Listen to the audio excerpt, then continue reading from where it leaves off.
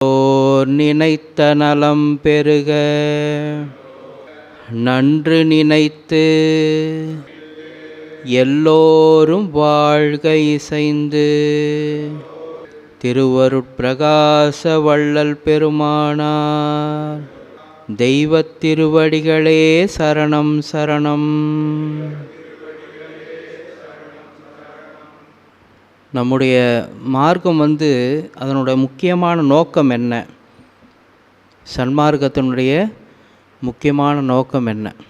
ஆன்மீகத்தினுடைய முக்கியமான நோக்கம் என்ன அப்படின்னு கொஞ்சம் யோசனை பண்ணி பார்த்தோம்னா, நம்மளை எப்பொழுதும் உயிரோடு இருக்க வைக்கிறது தான் அதோட நோக்கம். நம்மளை எப்பொழுதும் உயிரோடு இருக்க வைக்கிறது. எப்போ உயிர் இல்லைன்னு நம்ம சொல்கிறோம், எப்போ இறந்துட்டாருன்னு நம்ம சொல்கிறோம், எதை வச்சு சொல்கிறோம்? சொல்லுங்கள் பார்ப்போம். ஒருத்தர் இறந்துட்டாருன்னா எதை வச்சுங்க சொல்லுவோம்? அவர் பார்க்க மாட்டார், அவர் கேட்க மாட்டார், பேச மாட்டார். அதாவது பார்த்தல்ன்ற அறிவு செயல்படாது, கேட்டல்ன்ற அறிவு செயல்படாது, பேசுதல்ன்ற அறிவு செயல்படாது. ஒரு செயல்பாடு அங்கே இருக்காதுன்னு வச்சுக்கோங்களேன், ஒரு இயக்கம் அங்கே இருக்காது. அவர் மூலயமா ஏதோ ஒரு அன்பு சார்ந்த ஒரு வெளிப்பாடு இருக்காது. அன்பு சார்ந்த வெளிப்பாடும் அறிவு சார்ந்த வெளிப்பாடும் இல்லாமல் போயிடும். அப்போ தான் ஒருத்தர் என்ன பண்ணுறாங்க, இறந்துட்டதா நம்ம சொல்கிறோம் இல்லையா? ஒரு நாய் கூட வீட்டில் நீங்கள் நிறைய யூடியூப்லாம் பார்த்துருக்கலாம். அப்படியே வச்சு அந்த முதலாளி என்ன பண்ணுவாங்க, அந்த ஓனர் இறந்து போச்சுன்னு சொல்லி அழுவார். அதை பற்றி சொல்லுவார், இது நான் வரதுக்கு முன்னாடியே என்ன பண்ணோம், என்னோடய வண்டி சவுண்டை வச்சே நான் வரேன்றதை கண்டுபிடிச்சிரும், கத்திக்கிட்டே இருக்கும். நான் வந்த பிறகு என் மேலே ஏறி என்னை இன்வைட் பண்ணும். அப்போ அங்கே ஒரு சின்ன ஜீவராசி தான், அது உயிர்ப்போடு இருக்கிறதுக்கு அடையாளமே என்னதுங்க? தன்னோட முதலாளி அதை நினைக்குது, தன்னோட முதலாளி வரதை தூரத்தில் வரும்போதே கண்டுபிடிச்சிருது, அவர் வந்ததும் அன்பு பாராட்டுது, அவர் சொல்கிற வேலைகளெல்லாம் அறிவுபூர்வமாக செய்யுது இல்லையா? உள்ளேருந்து சொல்கிறாங்க, அதே அந்த டப்பாவை எடுத்துகிட்டு வா அப்படின்னா போய் அழகாக என்ன பண்ணுதுங்க, அழகாக அதனுடைய அந்த சாப்பாடு பாத்திரத்தை அழகாக எடுத்துகிட்டு வருது. எதுக்காக அதை சொல்ல வருதுன்னு கேட்டிங்கன்னா, சன்மார்க்கமும் சரி, எல்லா பெரியவங்களும் சரி, எப்போ நாம் உயிரோடு இருக்கிறோன்னா அன்போடும் கருணையோடும் அறிவோடும் இருக்கும்பொழுது மட்டும்தான் நம்ம உயிரோடு இருக்கோம். அன்போடும் அறிவோடும் இருக்கும்பொழுது மட்டும்தான். அன்பின் வழியது உயிர்நிலை, அன்பின் வழியது உயிர்நிலை. அஃதிலார்க்கு என்புதோல் போர்த்த உடம்புன்றார் திருவள்ளுவர். எப்படி சொல்கிறாங்க? அன்பின் வழியது உயிர்நிலை. சொல்லுங்கள்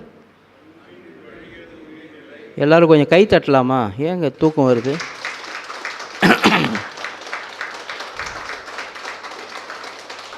நல்லது நல்லது.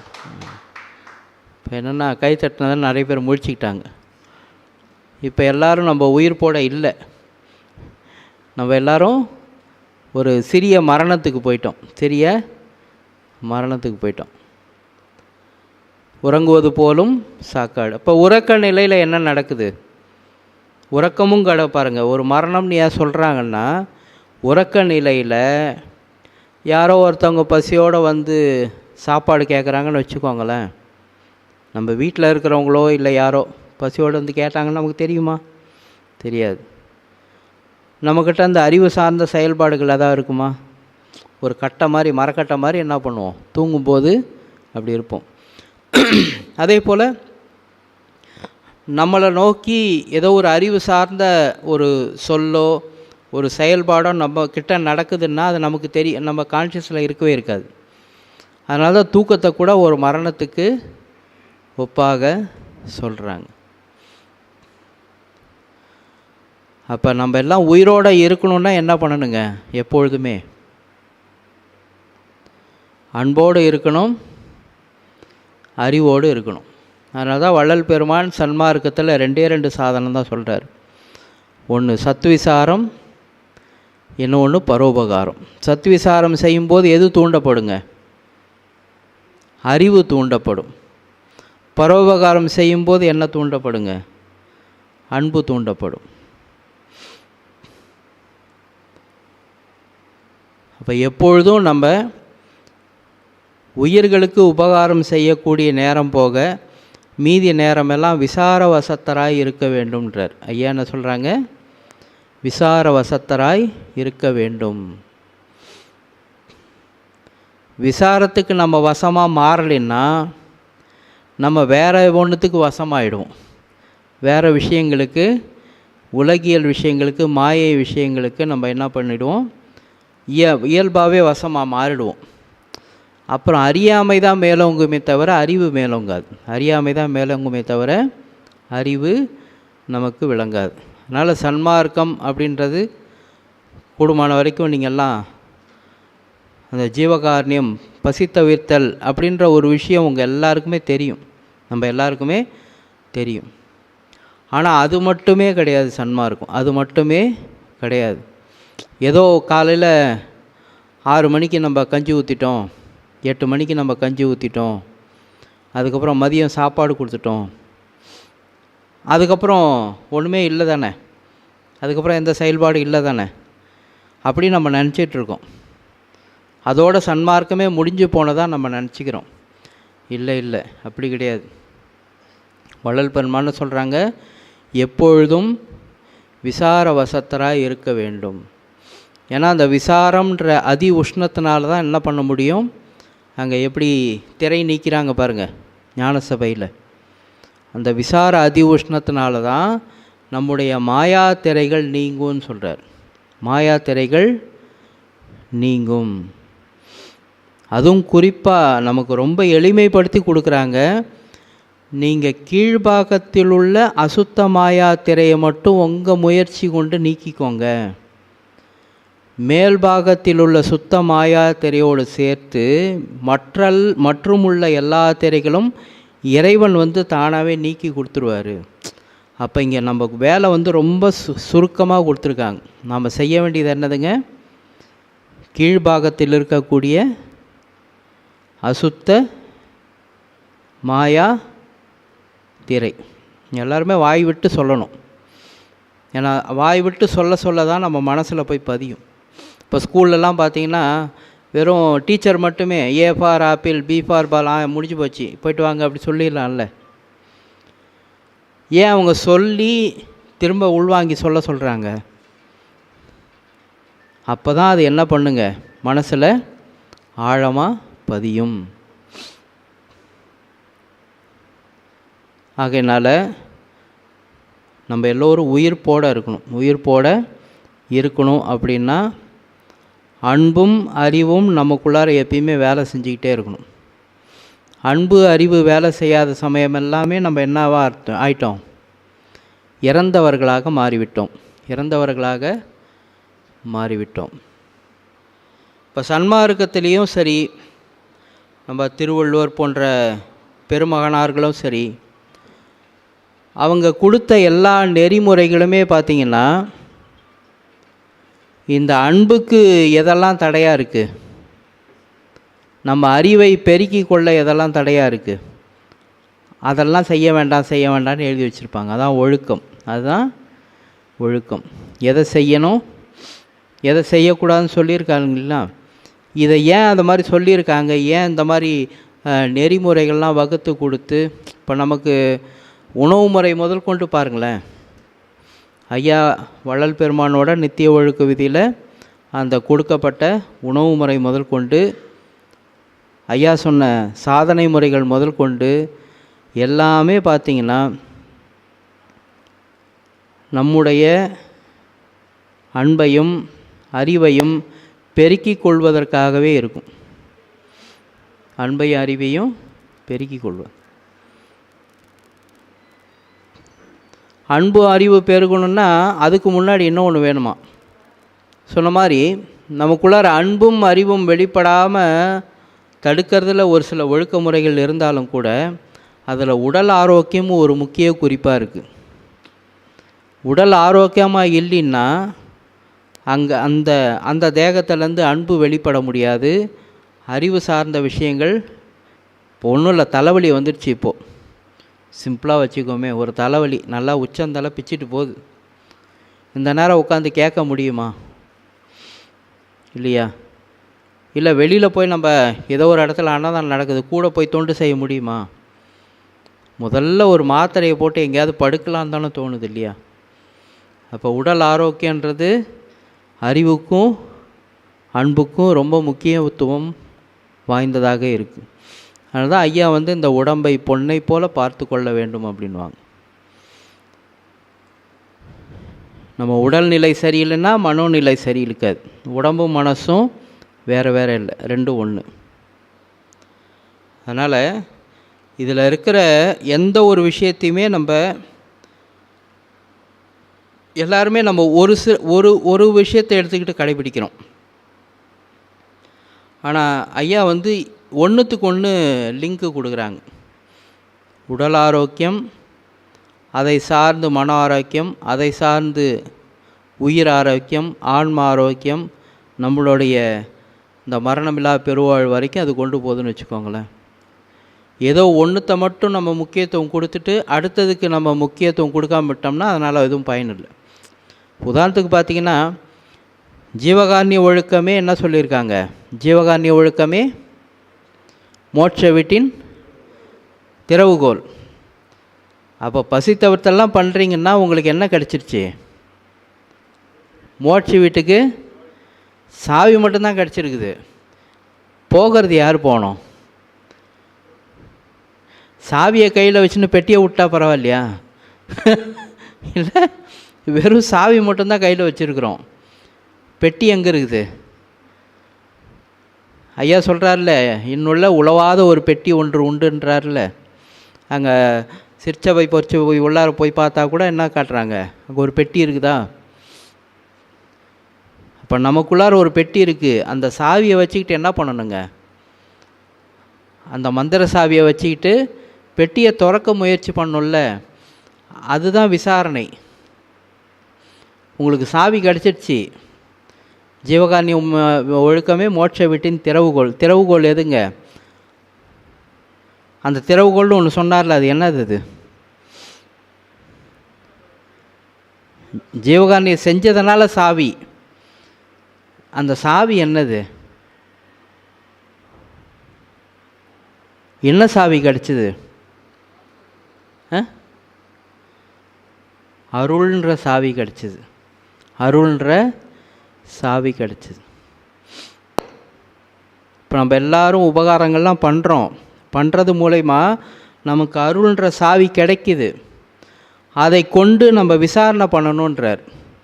நீங்கள் அந்த சமயத்தில் விசாரணை பண்ணிங்கன்னா நீங்கள் அறிந்து கொள்ள முடியாத நிறைய விஷயங்களை நீங்கள் தெரிஞ்சுக்கலாம். விட்டுட்டிங்கன்னா வெறும் சாவி மட்டும்தான் கையில் இருக்கும், உள்ள அறிவு விளக்கம் வராதுன்றாங்க. ஏன் இப்போ வள்ளல் பெருமான் வெறும் பரோபகாரம் மட்டுமே வச்சுருக்கலாம்ல. சன்மார்க்கத்தின் சாதனமாக வெறும் பரோபகாரத்தை மட்டும் வச்சுருக்கலாம்ல. ஜீவகாருண்யமே போதும்னா அது மட்டுமே போதுமே. ஏன் சத்விசாரம் பண்ணுங்கன்றாரு. 6 காலம். எத்தனை காலங்க?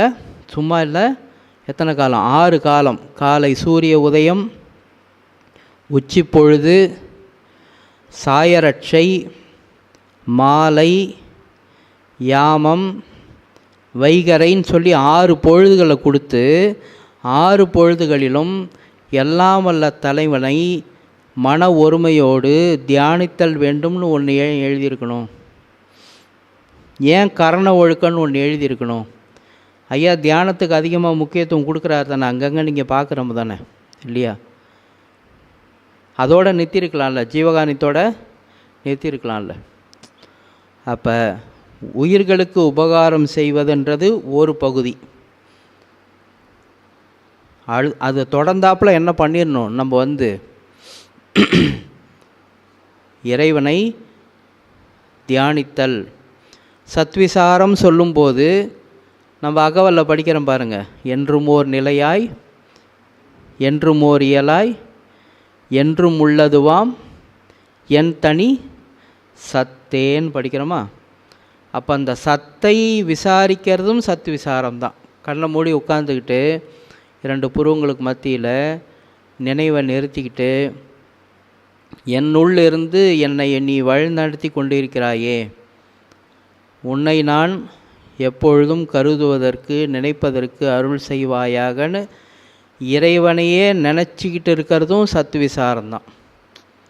இப்படி பேசுகிறது மட்டும் இல்லை, அறிவு சார்ந்த தகவல்கள் அருட்பால விளக்கம் தேடுறது அது மட்டும் இல்லை.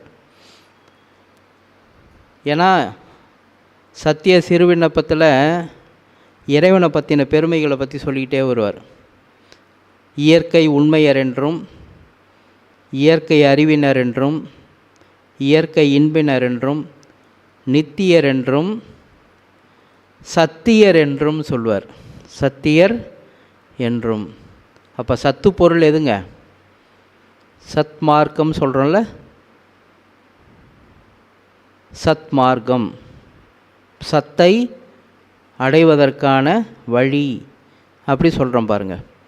அப்போ அந்த சத்து பொருள் எது? அருட்பெருஞ்சோதி. அப்போ அருட்பெருஞ்சோதியவே நினச்சிக்கிட்டு இருக்கிறதும் சத்து விசாரம்தான். அருட்பெருஞ்சோதியவே நினச்சிட்டு இருக்கிறதும் சத்து விசாரம்தான். இந்த தியானமும் ஒரு சத்விசாரம். அப்படி பார்த்தா தியானமும் என்னதுங்க? ஒரு சத்விசாரம். இப்போ பண்ணுறோமே இது என்னதுங்க? என் மனசு அடிக்கடி இந்த உலகியல் சார்ந்த விஷயங்களுக்கே போயிடுது. அது திரும்ப திரும்ப அனித்தியமான விஷயங்களுக்கே முக்கியத்துவம் கொடுக்குது இல்லையா? அதை திசை திருப்பறதுக்கு மடைமாற்றம் செய்வதற்கான ஒரு செயல்பாடு இருக்குது பாருங்கள். இப்போ நம்ம பண்ணுறது அதுவும் சத்விசாரம் தான். அதுவும் ஸோ மொத்தத்தில் நீங்கள் கண்ணை மூடி உட்காந்துட்டு இருக்கும்போது ரெண்டுமே பண்ணலாம். கண்ணை மூடி உட்காந்துக்கிட்டு உங்கள் மனசு கடவுள் பக்கமே போகுது அப்படின்னு வச்சுக்கோங்களேன். அப்படியே விட்டுடலாம். அப்படியே விட்டு நீங்கள் தியானத்தில் உங்களால் எவ்வளோ நேரம் இருக்க முடியுமோ இருக்கலாம். இல்லை மனசு ரொம்ப அலைபாயுதுன்னா அப்போ இந்த சத்விசாரத்தை வச்சுக்கணும். இந்த சத்விசாரத்தை வச்சுக்கணும். மனமே நீங்கள் நெஞ்சறி ஒருத்தல்ற பகுதியெல்லாம் எடுத்து பார்த்தீங்கன்னா முழுக்க சத்விசாரம் தான். முதல் திருமுறையில் நெஞ்சறி உறுத்தல்னு ஒரு பகுதி. நிறைய திருக்குறளெல்லாம் மேற்கோள் காட்டியிருப்பார். நீ ஏன் மனமே செல்வத்து பின்னாடி போகிற? ஒரு இடத்துல ஒரு நாடக மேடையில் அந்த நாடகத்தை பார்க்குறதுக்காக கொஞ்சம் கொஞ்சமாக கூட்டம் சேரும். அந்த நாடகம் முடிஞ்சதும் காக்கா கூட்டத்தில் கல்லடித்த மாதிரி அங்கே சுத்தமாக காலியாகிடும் எல்லாம் அந்த நேரத்துலையே. இப்போ 6 மணிக்கு நாடகம் ஆரம்பிக்குதுன்னா 5 மணிலேருந்து ஒரு பேர் 2 பேர் 3 பேர் 4 பேர் அப்படியே கொஞ்சம் கொஞ்சமாக கூட்டம் சேர்ந்து ஒரு 50 பேர் உட்காந்துருப்பாங்கன்னு வச்சுக்கோங்களேன். நாடகம் முடிஞ்ச பிறகு பார்த்திங்கன்னா என்ன ஆகும்? இப்படின்றதுக்குள்ளார அந்த இடம் காலி ஆகிடும். அந்த மாதிரி தானே செல்வத்தோட இயல்பு. பாடுபட்டு உழைச்சி நின்னா மாதக்கணக்காக நீ சேர்த்து வைப்ப. ஒரே ஒரு நோய் வரும், ஹாஸ்பிட்டல் போவோம், 1.5 லட்ச ரூபா கட்டுங்கன்னு வாங்க, முடிஞ்சு போச்சு. இப்படின்றதுக்குள்ளார எவ்வளோ போயிடுச்சு? 50,000 போயிடும். 1.5. இதுதானே செல்வத்தோட இயல்பு. ஏன் மனமே நீ அது மேலேயே போயிட்டே இருக்கிற? ஏன் மனமே இந்த உலக விஷயங்கள் மேலே அப்படி விசாரணை பண்ணிக்கிட்டே வருவார். நெஞ்சு அறிவுறுத்தல், நெஞ்சுக்கு அறிவுறுத்துதல். மனசுக்கு என்ன பண்ணுவார்? அறிவுறுத்தக்கூடிய வகையில் சொல்லுவார். ஸோ அதுவும் ஒரு தியானம்தான். அப்படி நம்ம உயிர்களுக்கு உபகாரம் பண்ணுறது இந்த செயல்பாட்டை நம்ம நல்லாவே பண்ணுறோம், எல்லாருமே பண்ணுறோம். ஆனால் இந்த சத்விசாரம்ன்ற பகுதிக்கு நம்ம நேரம் ஒதுக்கிறதே இல்லை. முடித்து வந்ததுமே நம்ம சிந்தனை எது பக்கம் போயிடுது அப்படின்னா அடுத்தது வேலை அது இதுன்னு நம்ம என்ன பண்ணிடுறோம், இதுக்குள்ளார போயிடும். அதனால தான் நமக்கு ஒரு முழுமையான இன்பம் நம்ம பல வருஷம் பண்ணாலும் கூட ஏன் நமக்குள்ளார ஒரு ஒரு ஒரு பேலன்ஸ்டு மனோநிலை, ஒரு சமநிலையான ஒரு மனோநிலை ஏன் வரமாட்டேங்குது அப்படின்னா நம்ம தியானத்துக்கோ சத்விசாரத்துக்கோ நம்ம யாருமே அனுதினமும் முக்கியத்துவம் கொடுக்கறது இல்லை. அதனால் 2 கண் ஒரு கண் பார்வை பார்வை இல்லை, 2 கண்ணை வச்சு தான் என்ன பண்ணணும், ஒரு காட்சியை பார்க்குறோம் இல்லையா? அதுபோல் சத்விசாரம் பரோபகாரம் இது ரெண்டுமே ரொம்ப ரொம்ப ரொம்ப ரொம்ப முக்கியமானது. மனதை தூய்மைப்படுத்த வேண்டியது ரொம்ப முக்கியம். ஏன்னா வள்ளல் பெருமான் என்ன சொல்கிறாங்க, நாம் இப்போ பண்ணுறது பக்தியே இல்லையாமா. அந்த கரண சுத்தியின் பிரயோஜனம் பக்தியை விளைவிப்பதுன்றார். நம்ம மனசு சுத்தமானாதான் உண்மையான பக்தியே வருமாமா. மனசில் அழுக்கு இருக்கிற வரைக்கும் என்ன வராதுங்க, உண்மையான. இப்போது நம்ம வண்டி இருக்குதுன்னு வச்சுக்கோங்களேன், நம்ம வண்டி சர்வீஸ் பண்ணாமல் இருக்குது. சர்வீஸ் பண்ணாமல் இருக்கும்போது நம்ம ஓட்டும்போது அதோடய ஸ்பீடு இருக்குது பாருங்கள், அதுவும் அதனோட உண்மையான ஸ்பீடு இல்லை. போய் நல்லா சர்வீஸ்க்கு விட்டுட்டு அந்த கார்பரேட்டில் இருக்கிற அடப்பெல்லாம் போக்கிட்டு அதுக்கப்புறம் ஓட்டி பாருங்களேன், சும்மா அப்படி காற்று மாதிரி பறக்கும்ல. அப்போ தான் அதனோட ஒரிஜினல் ஸ்பீடையே நீங்கள் பார்க்க முடியும்ல. அந்த மாதிரி இப்போ நம்ம பக்தி பண்ணுறது பக்தி கிடையாது. அந்த மனசை இப்போ கார்பரேட்டில் அடப்பு இருக்கிற மாதிரி மனசில் ஏகப்பட்ட காம குரோத லோப மோக மதம் ஆச்சரியன்ற அடப்பு உட்காண்ட்ருக்கு.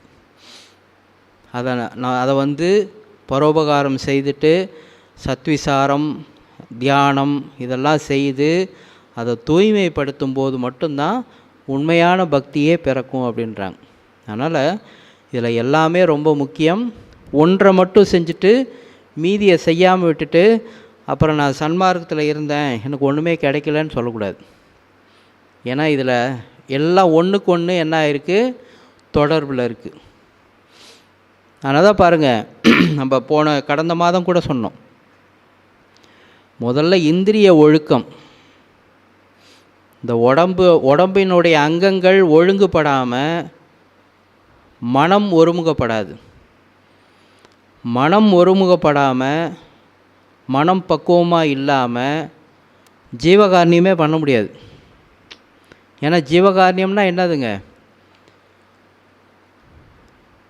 ஜீவகாரணியம் பண்ணால் அருள் கிடைக்கும்னு சொல்கிறாங்களா? அகவல்ல எந்த இடத்துல அருள் கிடைக்கும்னு எழுதியிருக்காரு, எப்போ அருள் கிடைக்கும்னு எழுதுகிறார். அருட்பேர் அதுவே அரும்பெறல் பெரும் பேர் இருட்பேர் அறுக்கும் என்று இயம்பிய சிவமேன்னு எழுதியிருக்காங்க. அத்தகைய மிகப்பெரிய பேராகிய அருள் எப்போ கிடைக்குன்னு எழுதுகிறாரு, விருப்போடு இகழ்வுரு தெரியலைங்களா? அகவல் படிச்சது இல்லையா? ஞாபகம் வருதுங்களா? ரொம்ப கனெக்ட் ஆகுங்க. நீங்களும் சொன்னீங்கன்னா உங்களுக்கு தெரியுதா தெரியலையான்னு நான் கண்டுபிடிச்சிக்க முடியும். விருப்போடு இகழ்வுரு வெறுப்பும் தவிர்த்தே அருட்பேர் அளித்த அருட்பெருஞ்சோதின்றார். அப்போ விருப்பு வெறுப்பு போனால் தான் அருளே கிடைக்குன்றார். விருப்பு வெறுப்பு போனால் தான் அருள் கிடைக்கும். விருப்பு வெறுப்பு எப்போ போகும், அதுக்கான வழி என்ன? அன்பு இருக்கிற இடத்துல விருப்பு வெறுப்பு இருக்காது. அன்பு இருக்கிற இடத்துல விருப்பு வெறுப்பு இருக்காது. அன்பு எப்போ கிடைக்கும், இதுக்கு நீங்கள் தான் பதில் சொல்லணும். எப்போ அன்பு கிடைக்கும்?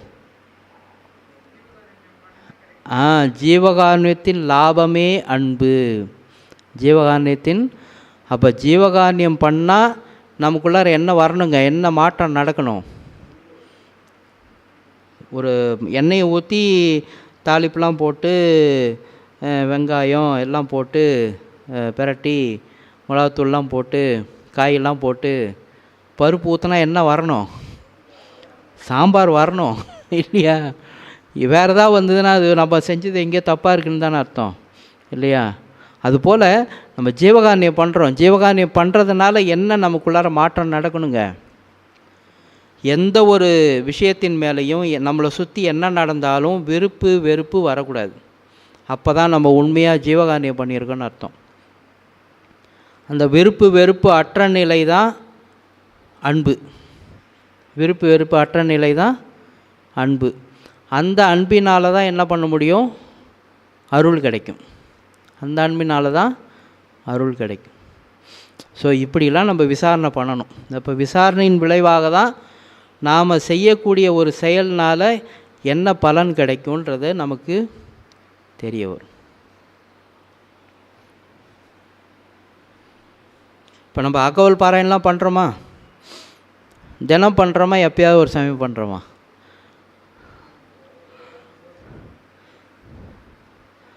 சரி, எதுக்கு இந்த பாராயணம்? இதனால் என்ன பலன்? பண்ணுறோம் தானுங்களே. அந்த பண்ணுறதுனால என்ன பலன்?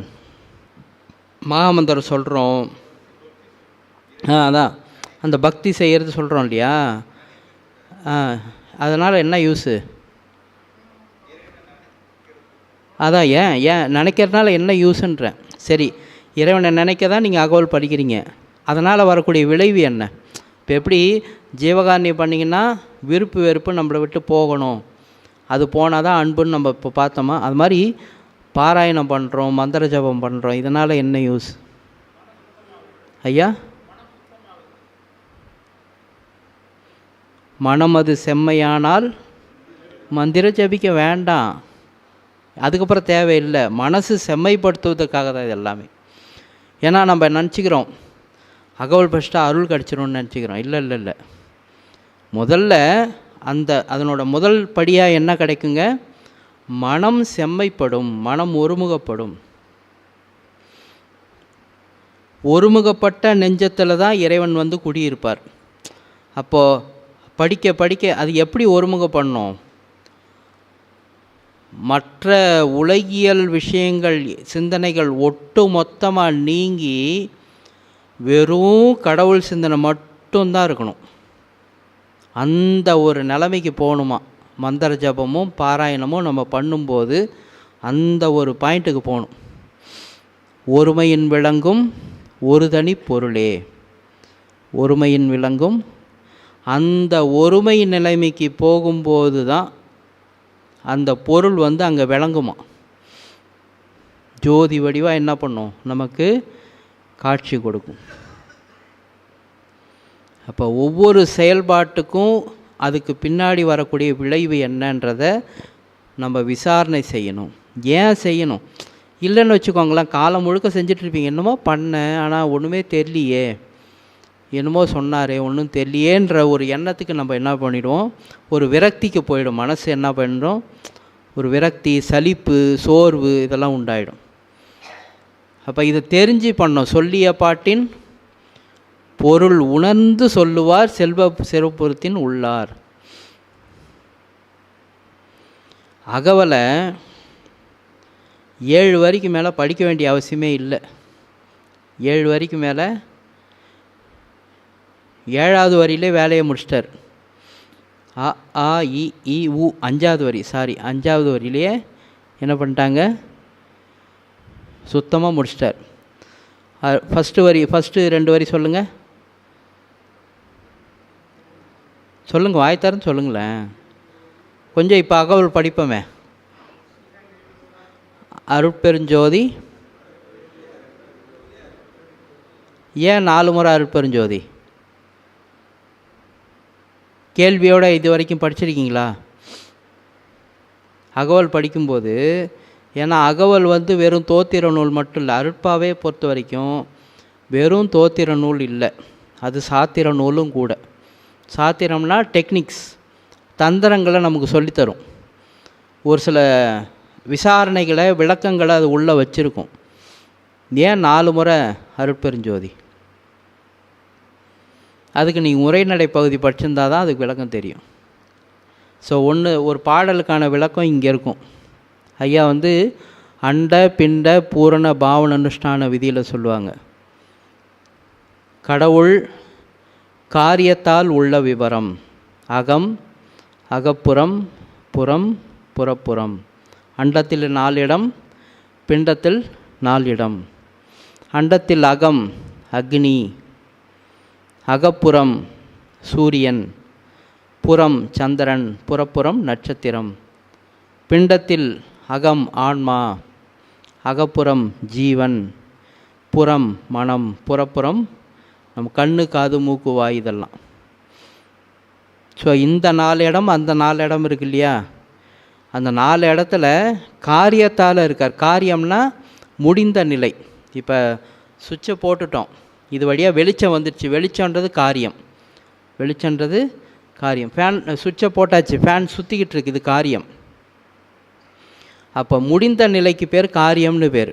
அந்த மாதிரி சூரியன், சந்திரன், நட்சத்திரம், உயிர், இந்திரியம் இதெல்லாம் காரியம், வெளிப்படையாக வந்துடுச்சு. இப்படி 4 இடத்துல கடவுளோடைய பிரகாசம் இருக்குதாமா. அப்போது தினசரியே நாம் எதை வெறுக்கிறோம்? ஒரே வெயில் அப்படின்னு வெறுக்கிறோம் பாருங்க, அது யார்? கடவுள் பிரகாசம். வள்ளல் பெருமானோட விஷயத்துலேருந்து வந்து பார்க்கும்போது அது என்னதுங்க? கடவுளுடைய காரிய பிரகாசம். சந்திரன் என்னதுங்க? கடவுளுடைய காரிய பிரகாசம். நட்சத்திரம் என்னதுங்க? கடவுளுடைய காரிய அக்னி மட்டும் நம்ம கண்ணுக்கு தெரியாது. அக்னின்றது ஒரு வெட்டவெளி. அக்னின்றது ஒரு வெட்டவெளி. அதே போல் நமக்குள்ளார ஆன்மா இருக்குங்களா? ஆன்மா, இந்த தேகத்தில் நான் ஆறெனில் ஆன்மான்னு சொல்கிறார். ஆன்மா இருக்குது, உயிர் இருக்குது, மனம் இருக்குது, இந்திரியங்கள்லாம் இருக்கா? இப்போ கண்ணாடியில் நம்மளை பார்க்குறோமா? இதை நான் வந்து என்ன நினச்சிக்கிறேன்? சரவணன் நினச்சிக்கிறேன். ஆனால் உண்மையாக இது யாருங்க? இது கடவுளுடைய காரிய பிரகாசம். மனசுன்றது என்னதுங்க? கடவுளுடைய காரிய பிரகாசம். இப்படி நம்ம அகவலை படிக்கணும். அப்படிப்பட்ட அண்டத்துலேயும், அண்டத்தில் 4 இடத்துலையும், பிண்டத்தில் 4 இடத்துலையுமா இருக்கக்கூடிய அந்த அருட்பெருஞ்சோதி, அருட்பெருஞ்சோதி, அருட்பெருஞ்சோதி, அருட்பெருஞ்சோதி அது என்னவா எப்படி இருக்குது? ஆகம முடிமேல், ஆரண முடிமேல், ஆக நின்று ஓங்கிய. ஆக நின்றுனா ஆக பெருசுன்னு சொல்லுவாங்கள்ல. ஆக பெருசுனா அதுக்கு மேலே பெருசு ஒன்று கிடையவே கிடையாது. ஆகமம் வந்து இதுதான் முடிவுன்னு ஒன்று சொல்லியிருக்கு பாருங்கள். ஆகமங்களை படித்து போனீங்கன்னா அது வந்து வேத ஆகமங்கள் வந்து இதான்ப்பா முடிவு, அந்த வேதத்தோடைய முடிவு இதுதான் அப்படின்னு ஒன்று சொல்லும். ஆனால் அவர் முடிவாக இருக்கிற மாட்டாராம்மா, அதுக்கும் மேலே நிற்பாராம்மா. நீங்கள் எதை முடிவுன்னு ஒன்று முடிவு பண்ணுறீங்களோ இறைவன் அதுக்கும் மேலே தான் நிற்பாராம்மா. அதனால தான் எல்லாருமே தேடிக்கினே இருக்கிறாங்க இன்ன வரைக்கும். யாராலையும் கண்டே பிடிக்க முடியல இறைவனை. ஏன்னா முடிவுன்னு ஒன்று வச்சு தேடிக்கினீங்கன்னா ஒன்றும் கண்டுபிடிக்க முடியாது. அதனால தான் ஐயா வந்து ரொம்ப விவரமாக என்ன தெரியுமா சொல்லுவாங்க? உண்மை உரைத்தருளே. கடவுளை வந்து என்ன பண்ணுவார்? கொக்கி போட்டு இழுப்பார். உன் உண்மையை நீ சொல்லு, நான் தேடி போனால் என்னோடய அஞ்ஞான மனசை வச்சுக்கிட்டு நான் தப்பு தப்பாக தான் புரிஞ்சுக்குவேன், உன்னோட உண்மையை நீ காட்டு அப்படின்வார். அப்படி ஆகம முடிமேல், ஆரண முடிமேல், ஆக நின்று ஓங்கிய அருட்பெருஞ்சோதி. சரி, அது எங்கே இருக்குது? அப்படிப்பட்ட ஒரு பொருள் எங்கே இருக்குது? இகநிலை பொருளாகவும் இருக்குது, பரநிலை பொருளாகவும் இருக்குது. அகமர பொருந்தி அருட்பெருஞ்சோதி. ஈனமின்றி இகபரத்து இரண்டின் மேற்பொருளாகவும் இருக்குது. இகம் பரம் ரெண்டுத்துக்கும் மேலான ஒரு பொருளாகவும் இருக்குது. அதுக்கப்புறம் என்ன வருதுங்க? உரை மனம் கடந்த ஒரு பெரு வெளிமேல் அரசு செய்தோங்கும் டெக்னிக் சொல்லிட்டார். இப்படிலாம் இருக்குது பாருங்கள். அந்த பொருளை நீங்கள் எப்படி பார்க்கலாம்? முதல்ல வந்து அந்த நாட்டுக்குள்ளார என்ட்ராகணும், அந்த நாட்டுக்குள்ளார நுழையணும். நுழையணுன்னா என்ன பண்ணணுங்க? அந்த இறைவனோட பெருமை, அந்த வெளி எப்படிப்பட்ட வெளி? சொல்லால் விளக்க முடியாதது உரை, நினைவால் எண்ணங்களால் நெருங்க முடியாதது மனம். உரை மனம் கடந்த ஒரு பெரிய வெளியாமா. உரை மனம் கடந்த சொல்லாலையும் எண்ணத்தாலேயோ விளக்க முடியாத, நெருங்க முடியாத தன்மை கொண்டது அந்த வெளி. ஒரு பெரிய வெளி மேல் அரசாட்சி பண்ணிகிட்ருக்காராமா. அரசு செய்து ஓங்கும் அருட்பெருஞ்சோதி. ஏன் ஞான சபைக்குள்ளார போனால் வாய் திறவா மௌனமதே ஆகும்னு போட்டிருக்காங்க. வள்ளல் பெருமான் வந்து தமிழ் அந்த விளக்கம் கொடுக்கும்போது சொல்லுவாங்க, இறைவனை நீங்கள் அடையணுன்னா சத்தம் போட்டுக்கிட்டே இருந்தீங்கன்னா அடைய முடியாது. பேசிக்கிட்டோ ஏதாவது செயல்பாடுகள் செஞ்சுக்கிட்டே இருந்தீங்கன்னா அடைய முடியாதாம்மா. சுத்த மௌனாதீதவியலால் அப்படின்றார். சுத்த மௌனம்ன்றார். இப்போ நம்ம வீட்டிலலாம் கூட மௌனம்லாம் இருப்போம்னு வச்சுக்கோங்க, மௌன விரதெல்லாம் கடைபிடிப்போம். ஆனால் மௌன விரதத்திலே கண்டால் ஜாடையெல்லாம் காமிப்போம், இன்னும் இல்லையா? கண்டால் ஜாடை காமிப்போம், கையால் எனக்கு இது வேணும் இப்படிலாம் சொல்லுவோம். ஏன்னா நம்ம மௌன விரதமாம்மா இல்லையா? அந்த மாதிரி மௌன விரதம். இந்த சாதாரண மௌன விரதத்துக்கே எந்த அசைவுமே இருக்கக்கூடாது. ஆடாதீர் சற்றும் அசையாதீர். ஆடாமல் அசையாமல் இருக்கணுன்றாங்க உடம்பு. அதுக்கப்புறம் வேறு ஒன்றை நாடாதீர். உடம்பை கூட ஆடாமல் அசையாமல் ஒரு இடத்துல உட்கார வச்சிடலாம், மனசை இல்லையா? அது அப்படியே வெளியில் போகும்ல. வீட்டில் உட்காந்துருப்பீங்க, இங்கே பார்த்தா காரக்குழம்பு செய்வாங்க, அந்த வாசனை அப்படியே உள்ளே வரும், வந்ததும் பின்னாடி நம்ம போயிடுவோம், அவ்வளோதான். உடம்பு மட்டும் இங்கே இருக்கும், மனசு கிச்சனில் இருக்கும் இல்லையா? வேறு ஒன்றை நாடாதீர், பொய் உலகை நம்பாதீர். சுத்தமாக எந்த விதமான வெளி விஷயங்களுக்கும் மனசு போகாமல், அதாவது காது திறந்துருக்கணும் ஆனால் கேட்கக்கூடாது, மூக்கு திறந்துருக்கணும் முகரக்கூடாது, வாய் இருக்கணும் பேசக்கூடாது, உடம்பு இருக்கணும் அசையக்கூடாது. அந்த அளவுக்கு சுத்த மௌனாதீதவியலால் தான் அருட்பெருஞ்சோதி இறைவனை அனுபவிக்க முடியுன்றார். அருட்பெருஞ்சோதி இறைவனை அனுபவிக்க முடியும். அப்போ உரை மனம் கடந்த, அப்போ நம்ம இங்கே நமக்கு என்ன இது சொல்லித்தருது அப்படின்னு கேட்டிங்கன்னா, நம்ம வாழ்க்கையில் முதல் கடமையாக நம்ம செய்ய வேண்டியது என்ன அப்படின்றத சொல்லிடுச்சு. இதை திருக்குறளும் சொல்லிடுச்சு. தவம் செய்வோர் தம் கர்மம் செய்வோர். தவம் செய்யும்போது நீங்கள் என்ன பண்ணிடுறீங்க? வாய் பேசாமல் உட்காந்துடுறீங்களா? உடம்பு அசைக்காமல் உட்காந்துடுறீங்களா? மனசை கடக்க நீங்கள் முயற்சி பண்ணுறீங்களா? ஸோ இதான் ஸ்டெப். இந்த மாதிரி நிலைமை இந்த மாதிரி நீங்கள் நம்ம தவம் பண்ணும்போது, இந்த மாதிரி செயல்பாடு செய்யும்போது என்ன எங்கே போகிறோம்? நம்ம ஒரு பெரிய வெளிக்கு போகிறோம். அந்த பெரிய வெளி எப்படிப்பட்ட வெளி? இறைவன் அரசாட்சி பண்ணிகிட்டு இருக்கிற வெளிக்குள்ளார போயிடும். இதுதான் முதல் படி. முக்தி என்பது நிலை 300 சாதனம். ஸோ சித்தின்ற ஒரு நிலைமைக்கு போகிறதுக்கு முன்னாடி நம்ம செய்ய வேண்டிய ஒரு படிநிலை என்னங்க? உரை மனம் கடந்த ஒரு பெரிய வெளிக்குள்ளார நுழையணும் அப்படின்னு 5வது வரியிலே வேலையை முடிச்சிட்டார். ஸோ இப்படி நம்ம விசாரணையோடு அருட்பாவை அணுகணும். அருட்பாவை எடுத்து வாசிக்கும்போது ஒரு புக்கை எடுத்து அப்படி பிரித்து வைக்கிறீங்கன்னா அதில் என்னென்னலாம் சொல்லியிருக்காங்க, எப்படி சொல்லியிருக்காங்க, ஏன் இந்த வார்த்தையை சொல்லியிருக்காங்க. அப்போது உங்களுக்கு ஒரு வரியிலே இப்போ பார்த்தீங்கன்னா 5 வரி தான் பார்த்தோம், அரை மணி நேரம் போயிடுச்சு. நான் படிக்க வேண்டியதை விட்டுட்டேன், படிக்கணும்னு வந்ததை விட்டுட்டேன். சரிங்களா? அதனால் அவ்வளோ அற்புதமான விஷயங்கள் இருக்குன்னு வச்சுக்கோங்களேன். அப்படி விசாரணைக்குள்ளார போயிட்டிங்கன்னா, இப்போது கொஞ்ச நேரத்தில் நம்ம சொல்லும்போது கற்பனையாக நீங்கள் ஒரு வெளிக்குள்ளார போனீங்களா, இதான் சொல்லிய பாட்டின் பொருள் உணர்ந்து சொன்னீங்கன்னா இப்போவே அங்கே இருக்கலாம். இப்போ நீங்கள் இங்கே இல்லை, இந்த பூமியில் இல்லை. இப்படி பேசிகிட்டு இருக்கும்போதே கொஞ்சம் கொஞ்சமாக நம்ம மனசு எங்கே போயிடுச்சிங்க? விசாரணையின் மூலமாக. சத்து விசாரத்தின் நோக்கமே என்னென்னா சத்துக்கிட்டேயே போயிடுவோம். நம்மையே அறியாமல் கொஞ்சம் நீங்கள் அப்படியே கண்ணை மூடி கவனித்து பாருங்கள், இப்போ எந்த எண்ணமுமே இருக்காது. ஏதோ ஒரு இனம் புரியாத ஒரு மௌனம் இருக்கும். அதான் சத்விசாரத்தினுடைய பலனே என்னன்னு கேட்டிங்கன்னா, அது இயல்பாகவே ஒரு மௌனத்துக்கு கூட்டிகிட்டு போயிடும். சரிங்களா? அப்படி நம்ம வாழ்க்கையில் அவசியம் செய்ய வேண்டியது சத்விசாரம், பரோபகாரம்.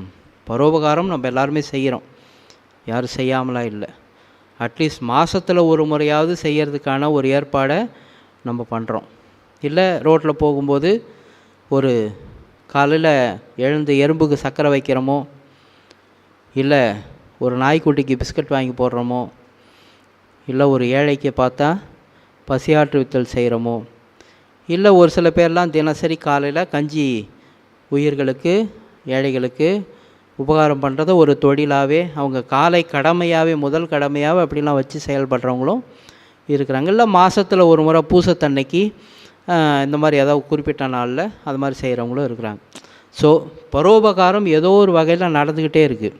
ஆனால் எது நடக்கலைங்க, சத்துவிசாரம் இன்னும் யாருமே நம்ம என்ன பண்ணல, உட்காந்து நம்ம பண்ணுறதே இல்லை. அது அவசியம் நம்ம பண்ணோம். ஐயா வந்து அதுக்கு ரொம்ப முக்கியத்துவம் கொடுக்குறார்.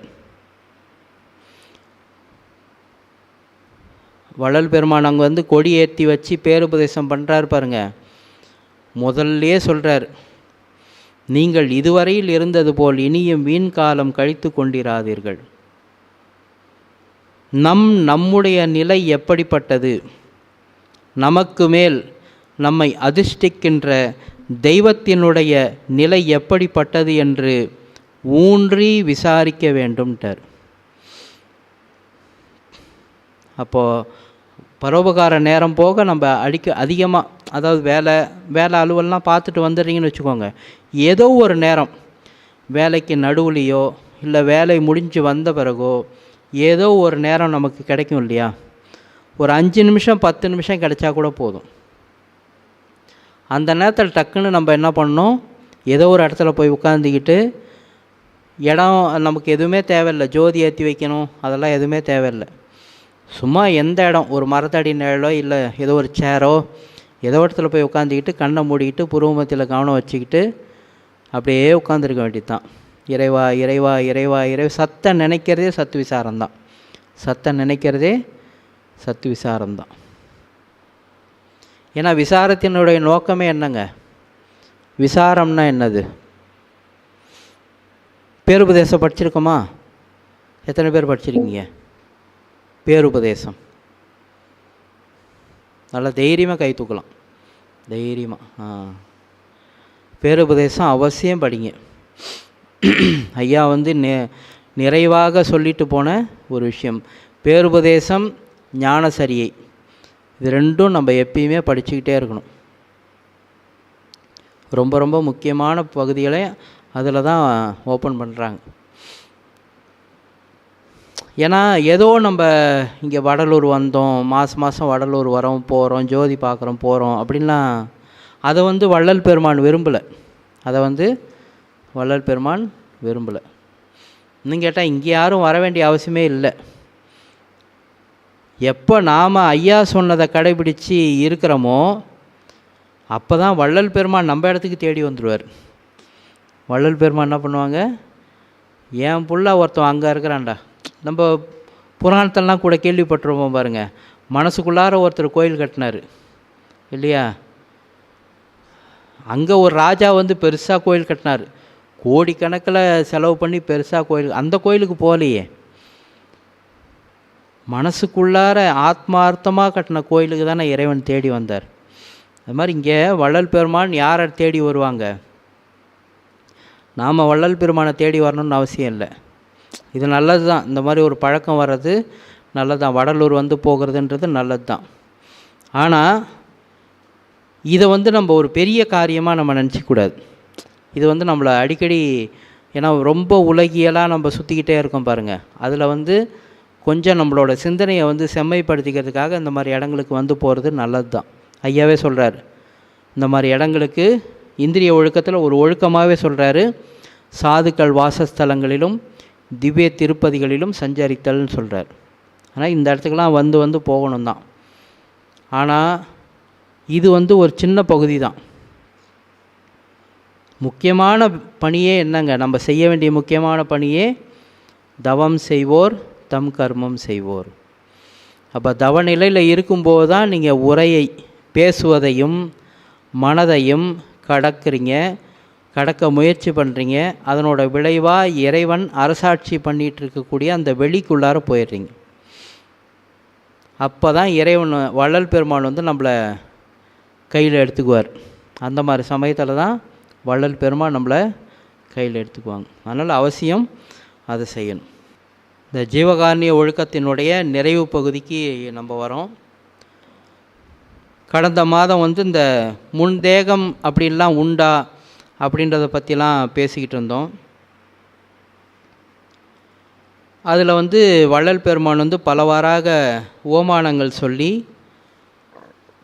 சாதாரணமாக இப்படியே நடக்கும்போதா கண்ணுக்கு எதிர்க்க நடக்கிற உண்மை உமானங்கள் எதுவுமே வந்து கதை கிடையாது, நடைமுறையில் நடந்துக்கிட்டு இருக்கிற விஷயங்களை தான் நமக்கு ஓமானமாக காமிக்கிறாங்க. முன்னும் பின்னும் வந்து ஒரு ஆன்மாவுக்கு வந்து தேகம் உண்டு அப்படின்றதுக்கு என்ன அடையாளமாக சொல்கிறாங்க அப்படின்னா, ஒரு சாதாரண ஒரு பட்சி கால வேற்றுமையாலும் குண வேற்றுமையாலும் முன்னாடி வந்து முட்டை அப்படின்ற ஒரு தேகத்திலிருந்து குஞ்சு அப்படின்ற ஒரு தேகத்துக்கு வருது. அப்படி இருக்கும்போது ஏன் ஒரு ஆன்மா அடுத்தடுத்து தேகம் எடுக்கக்கூடாது?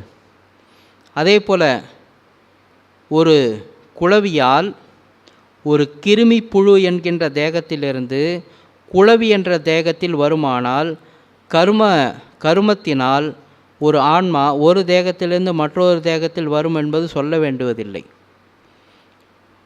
குளவி வந்து என்ன பண்ணாதுங்க, இனவருத்தி பண்ணாது. ஒரு புழுவை ஒரு கொட்டு கொட்டி அதை கொண்டு வந்து அந்த மண்ணில் அங்கங்கே வீட்டிலலாம் கட்டி வச்சுருக்கும் பாருங்கள், செம்மண்லேயே கூடு மாதிரி. அந்த செம்மண் பார்த்திங்கன்னா உள்ளேருந்து தோண்டி வரும், எங்கே பூமிக்கு அடியிலேருந்து அது எங்கேயோ தோண்டி வரும். அந்த மண்ணே பார்த்திங்கன்னா ரொம்ப வித்தியாசமாக இருக்கும்.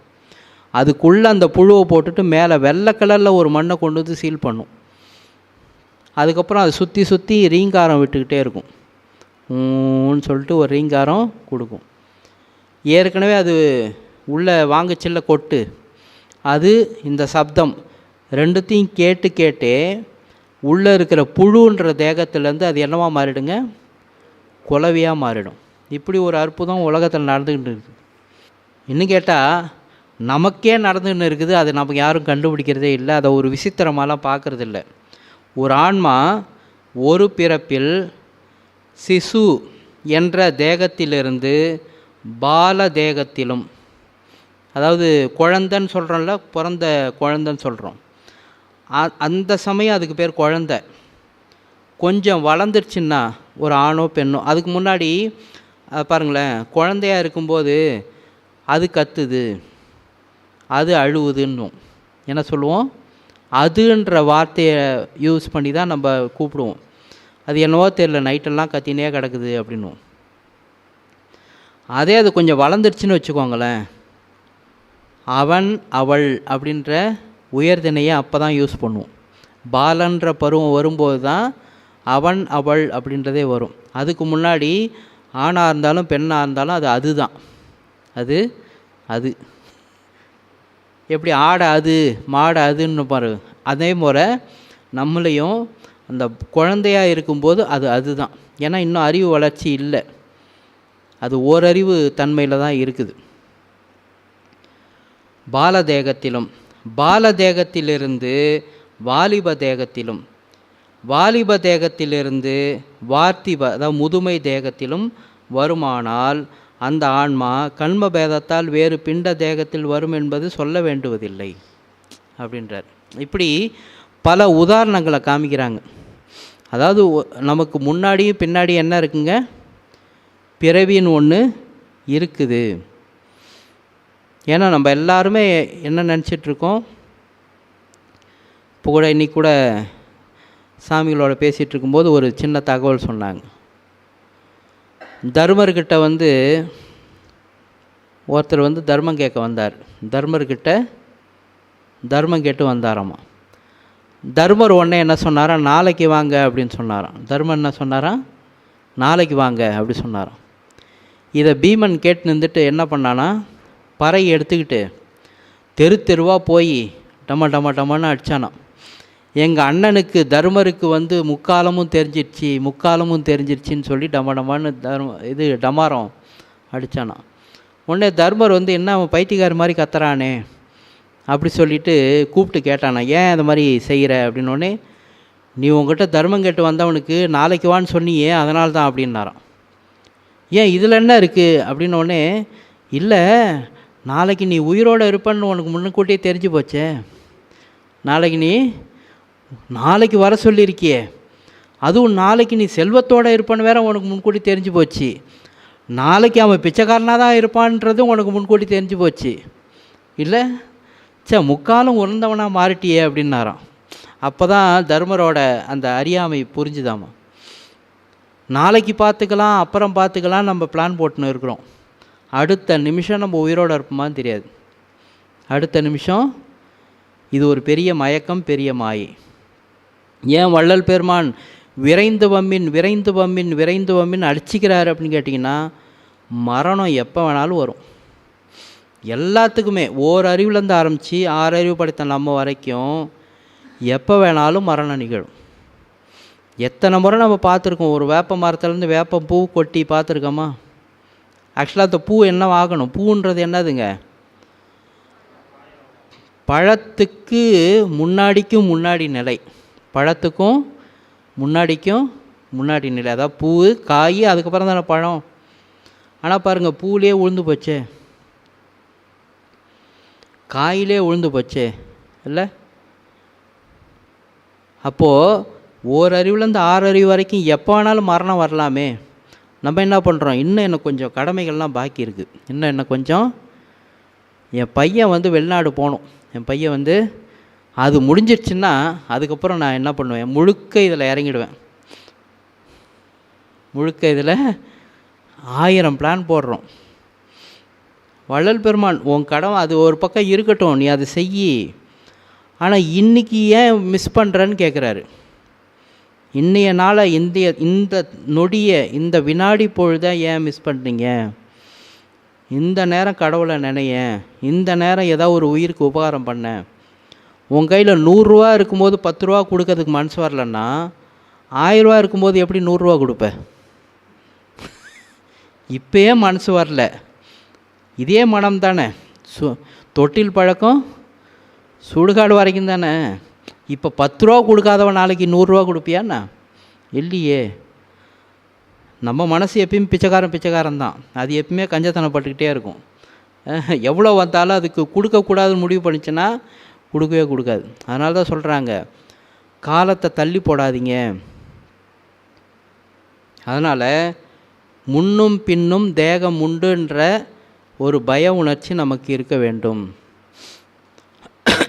அந்த தேகம்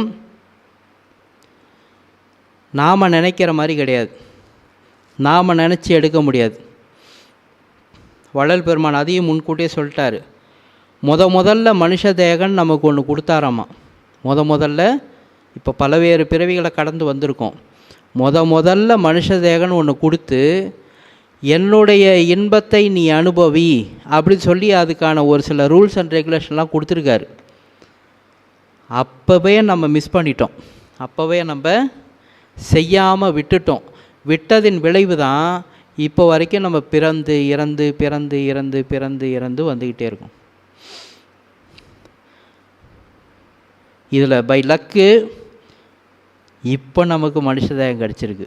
இப்போ நமக்கு திரும்பவும் கடவுள் இன்பத்தை அனுபவிப்பதற்கு வாய்ப்பளிக்கக்கூடிய ஒரு மனித தேகம் நமக்கு கிடச்சிருக்கு.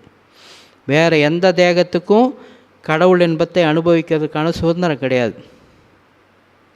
மனுஷ தேகத்துக்கு மட்டும்தான் உண்டு. அது முன்னாடி அனாதி மல வாசனையினால் நம்ம மிஸ் பண்ணிட்டோம். இன்றைக்கி நம்மளுக்கு மனுஷ தேகம் கொடுத்தது மட்டும் இல்லாமல் வள்ளல் பெருமான் அனுப்பி வச்சு சுத்த சன்மார்க்கன்ற ஒரு நெறியை காட்டி அதில் இந்த மாதிரியான உண்மைகளையும் நமக்கு கொடுத்துருக்கிறார். இந்த மாதிரியான உண்மைகளையும் நமக்கு அப்பட்டமாக தெரிவிச்சே வச்சிட்டார். அப்பா இனி காலம் இல்லை, விரைந்து வா அப்படி சொல்லி கூப்பிட்றாங்க.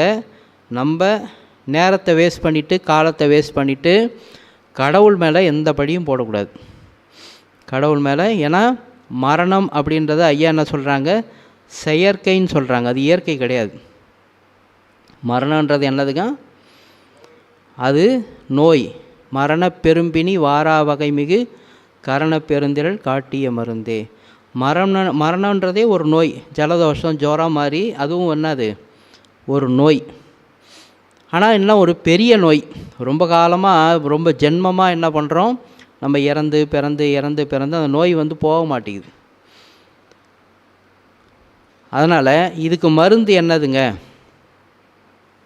இன்னும் கேட்டிங்கன்னா, இப்போது வள்ளல் பெருமான் இந்த பிறவின்றதுனால இதை சொல்ல வேண்டிய ஒரு கட்டாயம். சத்திய சிறு விண்ணப்பம் யாராவது படிச்சிருக்கீங்களா? சத்திய சிறு விண்ணப்பம் தயவுசெய்து இப்போது சொல்கிறோம், குறிச்சிக்கோங்க, மனசில் வச்சுக்கோங்க. 4 விண்ணப்பங்கள் அவசியம் படிக்கணும். பேருபதேசம், சன்மார்க்கத்தில் நம்ம இருக்கிறோம் அப்படின்னா அவசியம் படிக்க வேண்டிய நூல், படிக்க வேண்டிய பகுதி 4 விண்ணப்பங்கள்: பேருபதேசம், ஞானசரியை, 4 ஒழுக்கங்கள், இந்த ஜீவகாருண்ய ஒழுக்க பகுதி. இது மட்டும்தான் நம்ம படித்து சிந்திக்க வேண்டியது. மற்றபடி நீங்கள் அருட்பாவெல்லாம் விளக்கம் தேடணும்னு கூட அவசியம் இல்லை. இதை சிந்தித்து இதை புரிஞ்சிக்கிட்டு செயலில் இறங்கினாலே அருட்பாவில் இருக்கிற விஷயங்கள் உங்களுக்கு அனுபவத்துக்கு வந்துடும். அருட்பான்றது, திருமுறைன்றது என்னதுங்க? முழுக்க முழுக்க வள்ளல் பெருமானுடைய அனுபவம். வள்ளல் பெருமானுடைய அனுபவம். அது நமக்கு அனுபவம் ஆகணும்னா என்ன பண்ணணுன்ற ஒரு கேள்வி எழுப்பி பார்த்தீங்கன்னா, நாம் புரிஞ்சிக்க வேண்டிய பகுதி ஜீவகாருண்ய ஒழுக்கம். சொல்லுங்கள். 4 விண்ணப்பங்கள், அப்புறம் ஞானசரியை, பேருபதேசம். இதை நம்ம அவசியம் திரும்ப திரும்ப அலசிக்கிட்டே இருக்கணும், படிச்சுக்கிட்டே இருக்கணும், திரும்ப திரும்ப படிச்சுக்கிட்டே இருக்கணும். இதை பற்றி யோசனை பண்ணிக்கிட்டே இருக்கணும். அதில் சத்திய சிறு விண்ணப்பத்தில் சொல்கிறார், இந்த பிறவின்றதுனால அது சொல்ல வருது. முதல்ல நம்ம என்னவா பிறந்தோம்? முதல்ல எங்கே இருந்தோமாமா? அஞ்ஞான இருளில் மூழ்கி கிடந்தோமா. அஞ்ஞான இருளில் மூழ்கி கிடந்தோன்னு ஆரம்பிக்கிறார். அப்போது நமக்கு எதுவுமே தெரியாது. ஒரு மரக்கட்டை மாதிரி. இப்போ இந்த மரக்கட்டைக்கு ஏதாவது தெரியுமா? இந்த கட்டைக்கு ஏதாவது தெரியுமா? ஒன்றுமே தெரியாது. அந்த மாதிரி வெறும் உணர்ச்சியின்றி கிடந்த காலம் போகன்றார். நமக்கு எந்த உணர்ச்சி, ஒரு நல்லா தூங்கிட்டு இருக்கிறவனை தொட்டால் எதுவுமே தெரியாமல் இருக்குது பாருங்கள். என்னடா கட்டை மாதிரி கிடக்கிற, எவ்வளோ நேரம் எழுப்பணும் தெரியுமா அப்படின்னு சொல்லுவோம் பாருங்கள். அந்த மாதிரி தான் யாருன்னு தெரியாமல், இறைவன் யாருன்னு தெரியாமல் உணர்ச்சியின்றி கிடந்த காலம் அப்படின்றது தான் அஞ்ஞான இருள். அப்போ நாமெல்லாம் எங்கேருந்து வந்திருக்கோம்? அஞ்ஞான இருட்டிலேருந்து இருந்தோம். முன்னாடி கடவுள் பார்த்தார், ஐயோ நமக்கு இணையான சக்தி வாய்ந்த இந்த ஆன்மாக்கள். கடவுள் எப்படி பார்க்குறாங்க நம்மளை? அவருக்கு எப்படி எல்லா வல்லமையும் உண்டோ, அவர் எப்படி கருணையானவராக இருக்கிறாரோ அதே தன்மை கொண்டவர்கள் தான் நாம் எல்லாருமே. அப்படி தான் இறைவன் பார்க்குறார் நம்மளை. நம்ம சாதாரணமாக நினைக்கிறோம், ஆனால் அவர் தன்னை போலவே நினைக்கிறார். அதான் இங்கே பார்க்க வேண்டிய, சிந்திக்க வேண்டிய ஒரு விஷயம். இறைவன் நம்மளெல்லாம் எப்படி பார்க்குறாங்க?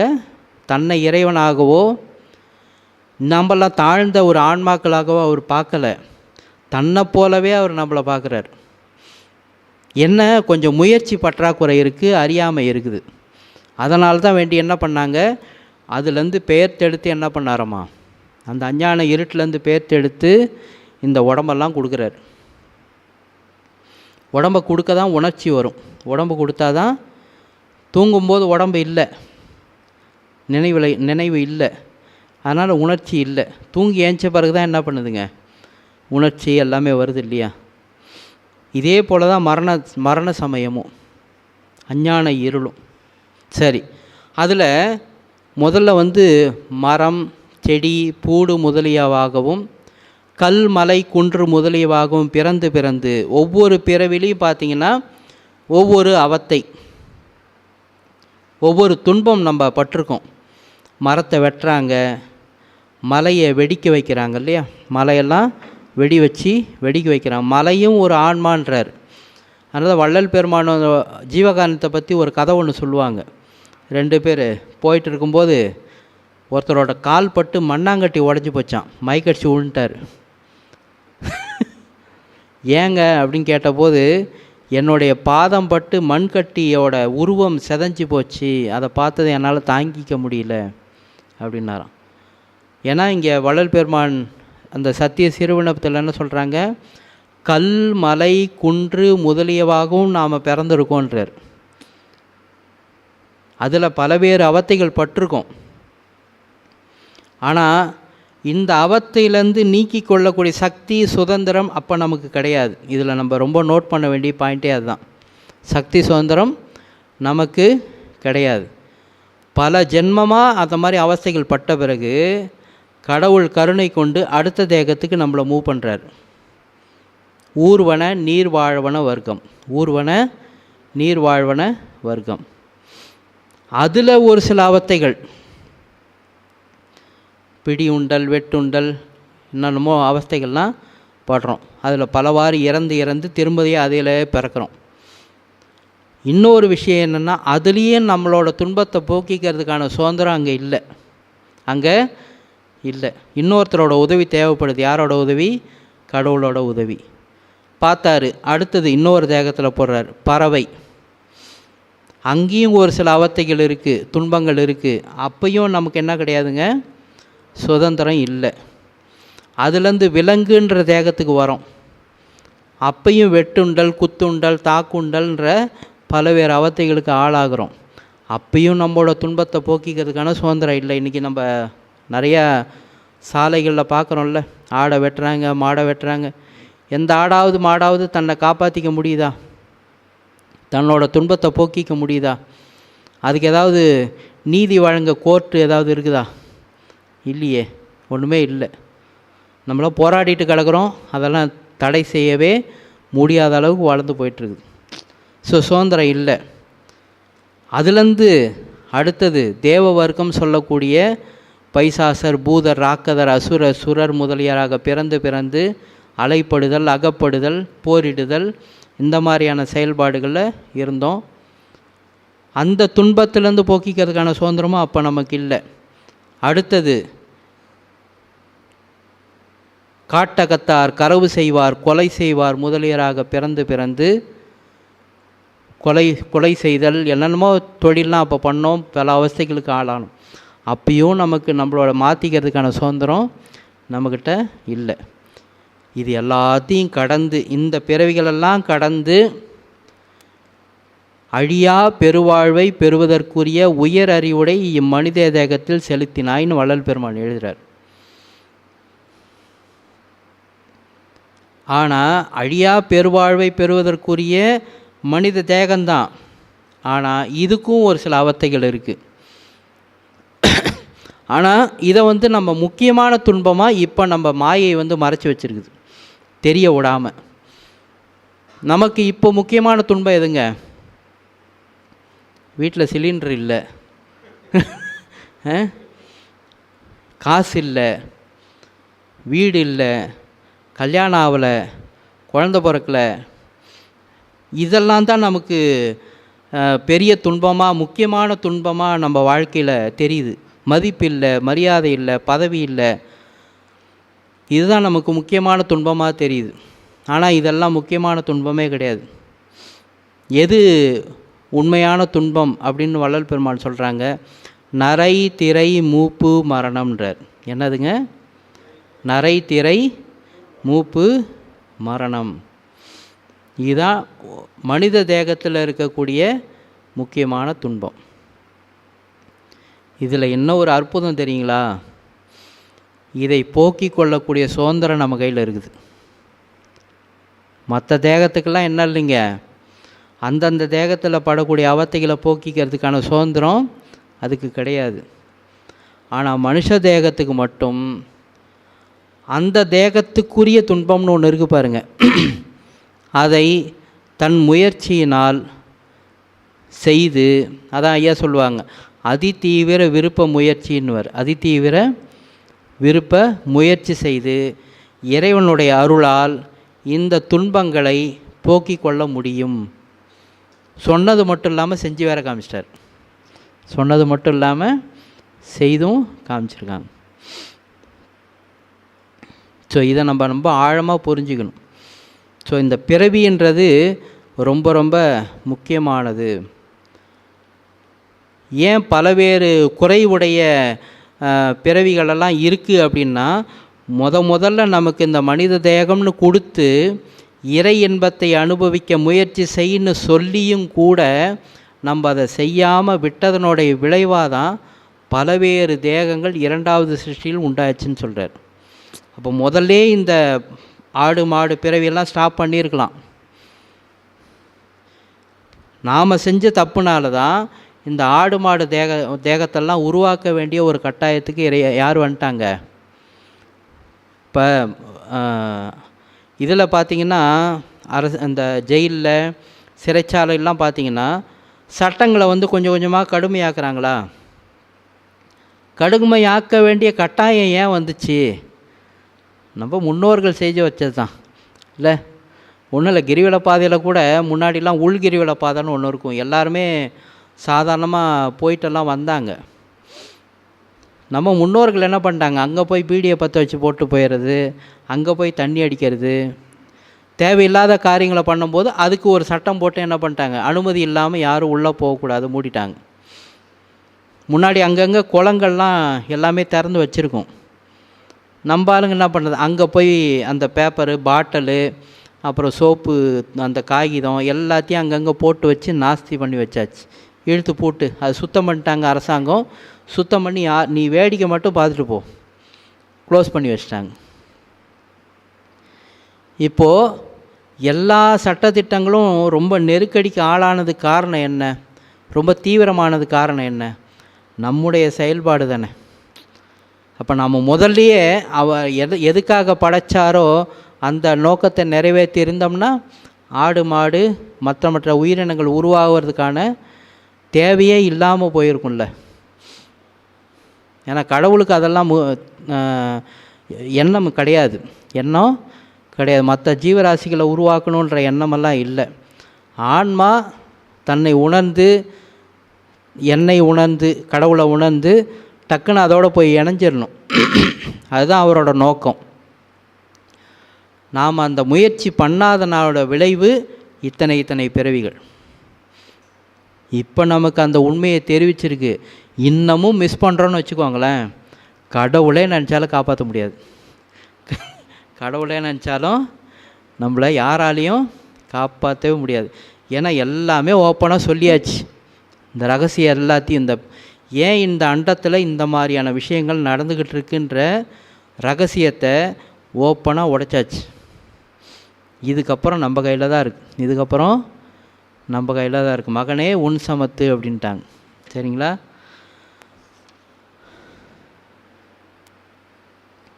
இதுக்கப்புறம் இதை படிக்க வேண்டிய அவசியம் இல்லை.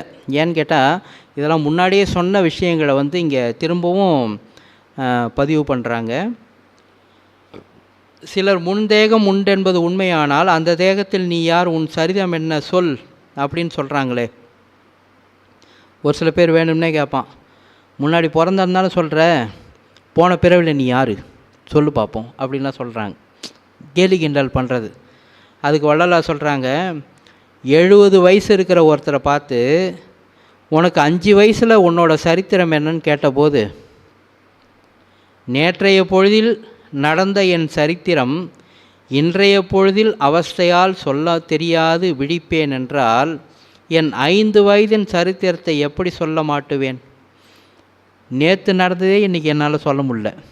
நேற்று என்ன சாப்பிட்டோன்றதையும் யோசனை பண்ணி தான் சொல்கிறோம். ஏன்னா நேற்று மதியத்துலேருந்து ஆரம்பித்து இன்றைக்கி மதியம் வரைக்குமே எனக்கு பலவேறு அவத்தைகள், பலவேறு துன்பங்கள், வெயில், அது சீதோஷ நிலையாக இருக்கட்டும், இல்லை நான் சந்திக்கிற மக்களால் மனிதர்களால் வரக்கூடிய துன்பமாக இருக்கட்டும், வீட்டில் ஏற்படக்கூடிய குழப்பங்களாக இருக்கட்டும், இதுவே நேற்று சாப்பிட்டது எனக்கு மறந்து போச்சு. நான் எங்கேருந்து முன் ஜென்மத்தில் நான் என்னவாக இருந்தேன்னு எப்படி சொல்ல முடியும்னு கேட்குறாரு. எப்படி சொல்ல முடியும்?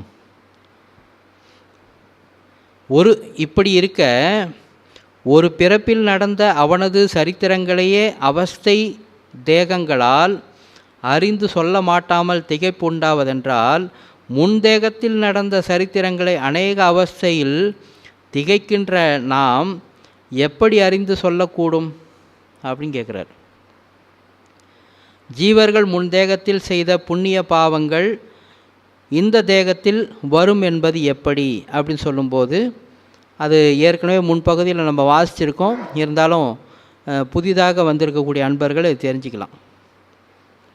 ஒரு சம்சாரி முன் குடித்தனம் செய்திருந்த வீட்டில் துன்மார்க்கர்களை வருவித்து அவர்களோடு கூடி பழகியிருந்தானால் அந்த சம்சாரி அந்த வீட்டை விட்டு வேறொரு வீட்டிற்கு குடி வந்த காலத்திலும் அந்த துன்மார்க்கர்கள் அந்த வீட்டிலும் வந்து அவனோட பழக்கம் செய்வார்கள். வேறு ஒரு வீட்டில் நம்ம வாடகைக்கு குடியிருக்கிறோம், அங்கே 4 பேரை கூப்பிட்டு தேவையில்லாத பழக்கங்கள்லாம் செய்கிறோன்னு வச்சுக்கோங்களேன். ஹவுஸ் ஓனர் என்ன பண்ணாருப்பா, இதெல்லாம் வேலைக்கு ஆகாது, நாங்கள் இங்கே கீழெல்லாம் குடும்பம் இருக்கிறோம், வயசு பிள்ளைங்களாம் இருக்குது, நீங்கள் பாட்டுக்கு தேவையில்லாத வேலைலாம் மேலே பண்ணிட்டுருங்க, தயவுசெய்து காலி பண்ணி போங்கன்னு சொல்கிறாங்க. அப்போ அந்த வீட்டை காலி பண்ணிக்கிட்டு என்ன பண்ணிட்டீங்க, நீங்கள் தான் மெயின் ஆள், நான் தான் மெயின் ஆள். அப்போ அந்த வீட்டை நான் காலி பண்ணிட்டு அடுத்த வீட்டுக்கு போகிறேன், அடுத்த தெருவுக்கு போகிறேன். போனாலும் என்னோட அந்த நண்பர்கள் என்னோட கிளாஸ்மேட்ஸு சும்மா இருப்பாங்களான்னு இல்லையா, அவங்க அந்த வீட்டுக்கும் வருவாங்க தானே. அந்த மாதிரி ஒரு தேகத்தில் இருந்து நாம் செய்யக்கூடிய நல்வினை தீவினைகள் அடுத்த தேகத்துக்கு போகும்போதும் இது தொடரும் சொல்கிறார். இது தொடரும், அது விடாது. எல்லா பெரியவங்களும் நமக்கு கேள்விப்பட்டது தான், ஒன்றும் புதுசாக ஒன்றும் சொல்கிறதுக்கு இல்லை. பற்றி தொடரும் இருவினை புண்ணிய பாவமுமே, எதுவுமே கூட வராதாமா. நீ சேர்த்து வச்ச செல்வம்லாம் வீடோட நின்றுடும், உன் மனைவி வாசப்படியோடு நின்றுடுவாங்க, உன் பிள்ளை சுடுகாட்டோடு நின்றுடுவான். எது கூட வருமா? பாவமும் புண்ணியமும் தான் ஆன்மாவோட கூட வரும். உடம்பும் வராது, உடம்பும் வராது, எதுவுமே வராது. அப்படி சொல்கிறாங்க. அப்படி முன்பிறப்பில் ஜீவகாரிய ஒழுக்கத்தை விட்டு துன்மார்க்கத்தில் நடந்த ஜீவர்களை இந்த பிறப்பில் பசிதாகம் முதலியவற்றால் துக்கப்படச் செய்வது கடவுள் அருளாக்கின நியதி என்றால், அந்த ஜீவர்கள் விஷயத்தில் தயவு வைத்து ஆகாரம் முதலியவை கொடுத்து அவர்கள் துக்கத்தை மாற்றுவது கடவுள் அருளாக்கினைக்கு விரோதமாகாதோ என்கின்ற சிறிய கேள்விக்கு உத்தரம் எது என்று அறிய வேண்டில். அப்போ நீங்கள் சொல்லிட்டீங்க, முன்னாடி வந்து அவன் செஞ்ச கர்மவினை காரணமாக தான் இப்போ பசியினாலேயும் நோயினாலேயும் கஷ்டப்படுறான், அது கடவுளே வந்து அந்த தண்டனையை கொடுத்துருக்காரு. அப்போது நாம் போய் அந்த பசி ஆற்றுவித்தல் செய்தாலோ இல்லை நோய் தீர்த்து வச்சாலோ கடவுளோட சட்டத்திட்டத்துக்கு முரணாக ஆகாதோ? அப்படி ஒரு கேள்வி வருது இல்லை? அதுக்கு ஐயா சொல்கிறாங்க, அரசன் கட்டளைக்கு முழுதும் விரோதித்து கால்களுக்கு விலங்கிடப்பட்டு சிறைச்சாலையில் இருக்கின்ற பெரிய குற்றவாளிகளுக்கும் தன் சேவகர்களை கொண்டு ஆகாரம் கொடுப்பிக்கின்றான். ஜெயிலில் போட்டுடுறாங்க, ரொம்ப பெரிய குற்றவாளி, அதுக்கு சங்கிலிலாம் போட்டு கட்டி வச்சுருப்பாங்க. ஆனால் அவங்களுக்கு கூட சாப்பாடு என்ன பண்ணிடுறாங்க, ஜெயிலர்கள் மூலயமா கொடுத்துட்றாங்க தானே. அப்போது கடவுள் தம் கட்டளைக்கு, அதுபோல கடவுள் தம் கட்டளைக்கு முழுதும் விரோதித்து பல வகையால் பந்தம் செய்யப்பட்டு நரகத்தில் இருக்கின்ற பாவிகளுக்கும் தம் பரிவார தேவர்களை கொண்டு ஆகாரம் கொடுப்பிக்கின்றார். இங்கே அண்டர்லைன் பண்ண வேண்டிய வார்த்தை என்னங்க? பரிவார தேவர்கள். அப்போ யார் ஒருத்தர் பசித்த ஏழைகளுக்கு உணவு கொடுக்குறாங்களோ அவங்க யாருங்க? தேவர்களாக மாறிடுறாங்க. அப்படியே ஒரு கணத்தில் நீங்கள் அமுதம் சாப்பிட்ணும், பெருசாக இது பண்ணணும் அது பண்ணணும்லாம் இல்லை. யார் ஒருத்தர் ஒரு உயிர் துன்பப்படுறதை கண்டு அந்த உயிருக்கு பசியாற்றுவித்தல் செய்கிறாங்களோ அவங்க யாரோடைய ஆளாக மாறிடுறாங்க? கடவுளுடைய ஆளாக மாறிடுறாங்க. கடவுள் தன்னுடைய பரிவார தேவர்களை கொண்டு அவர்களுக்கு ஆகாரம் கொடுப்பிக்கின்றார். அரசன் தன் கட்டளைப்படி நடவாமல் வேறுபட்ட சாதாரண குற்றவாளிகளை தன்னால் அவர்கள் பெறத்தக்க லாபத்தை பெறவொட்டாமல் உத்தியோகத்திலிருந்தும் நீக்கி அவர்களுக்கு நல்லறிவு வருவிக்கின்ற நிமித்தம். அப்போ இப்போ படக்கூடிய துன்பத்துக்கெல்லாம் என்ன காரணங்க? கடவுள் ஏன் இந்த தண்டனை கொடுக்குறாங்க? நல்லறிவு வர வைக்கணுன்றதுக்காக, யோசனை பண்ணி பார்க்கணுன்றதுக்காக. நான் என்ன பாவம் பண்ணணும் தெரியலையே, இப்படிலாம் கஷ்டப்படுறனே. அப்போ அந்த ஆன்மாவில் அந்த சிந்தனை போய் பதியும். அது அடுத்தது இன்னொரு பிறவி வரும்போதோ இல்லை இதே பிறவிலையோ அது மாறுவதற்கான, திருத்தி கொள்வதற்கான ஒரு வாய்ப்பாக அது அமையுன்றதுக்காக தான். லாபத்தை பெற ஒட்டாமல் உத்தியோகத்தினின்றும் நீக்கி அவர்களுக்கு நல்லறிவு அறிவிக்கின்ற நிமித்தம் அவ்விடத்தை விட்டு வேறு இடத்திற்கு வெளிப்படுத்துகின்றான். நாடு கடத்துகிறாங்க இல்லையா, அந்த மாதிரி. அவர்கள் உத்தியோகம் இழந்தபடியால் சுகபோஜனம் முதலிய போகங்களை இழந்து ஊர்ப்புறங்களில் போய் ஆகாரம் முதலியவை குறித்து அலைந்து வருந்துகின்றார்கள். அப்போது தயவுள்ளவர்கள் கண்டு ஆகாரம் முதலியவை கொடுக்கிறார்கள். அதை அரசன் கண்ட காலத்திலும் கேட்ட காலத்திலும் ஆகாரம் கொடுத்தவர்களை தயவுள்ள நல்ல சம்சாரி என்று சந்தோஷித்து மேலான நிலையில் வைத்து உபசரிக்கின்றான் அல்லது கோபிக்கின்றான் இல்லை. அப்படிப்பட்டவங்களுக்கு நம்ம உணவு கொடுக்கும்போது கடவுள் கண்டிப்பாக என்ன பண்ண மாட்டாங்க, கோவப்பட மாட்டார். ரொம்ப தயவுள்ளவர்னு சொல்லி கடவுளே ரொம்ப சந்தோஷப்படுவாராம். அதுபோல் கடவுள் தம் கட்டளைப்படி நடவாத சாதாரண குற்றமுடைய ஜீவர்களை தமது சக்தியால் அவர்கள் பெறத்தக்க இன்பங்களை பெற ஒட்டாமல் தாம் கொடுத்த சௌக்கிய புவன போகங்களை விடுத்து அந்த ஜீவர்களுக்கு நல்லறிவு வருவிக்கும் நிமித்தம் அந்த தேகத்தினின்றும் நீக்கி வேறொரு தேகத்தில் விடுக்கின்றார். அந்த ஜீவர்கள் சௌக்கிய புவன போகங்களை இழந்தபடியால் இந்த போஜனம் முதலியவற்றை இழந்து வேறு வேறு இடங்களில் ஆகாரம் முதலியவை இல்லாமல் வருந்துகின்ற போது தயவுள்ளவர்கள் அந்த வருத்தத்தை கண்டு ஆகாரம் முதலியவை கொடுக்கின்றார்கள்.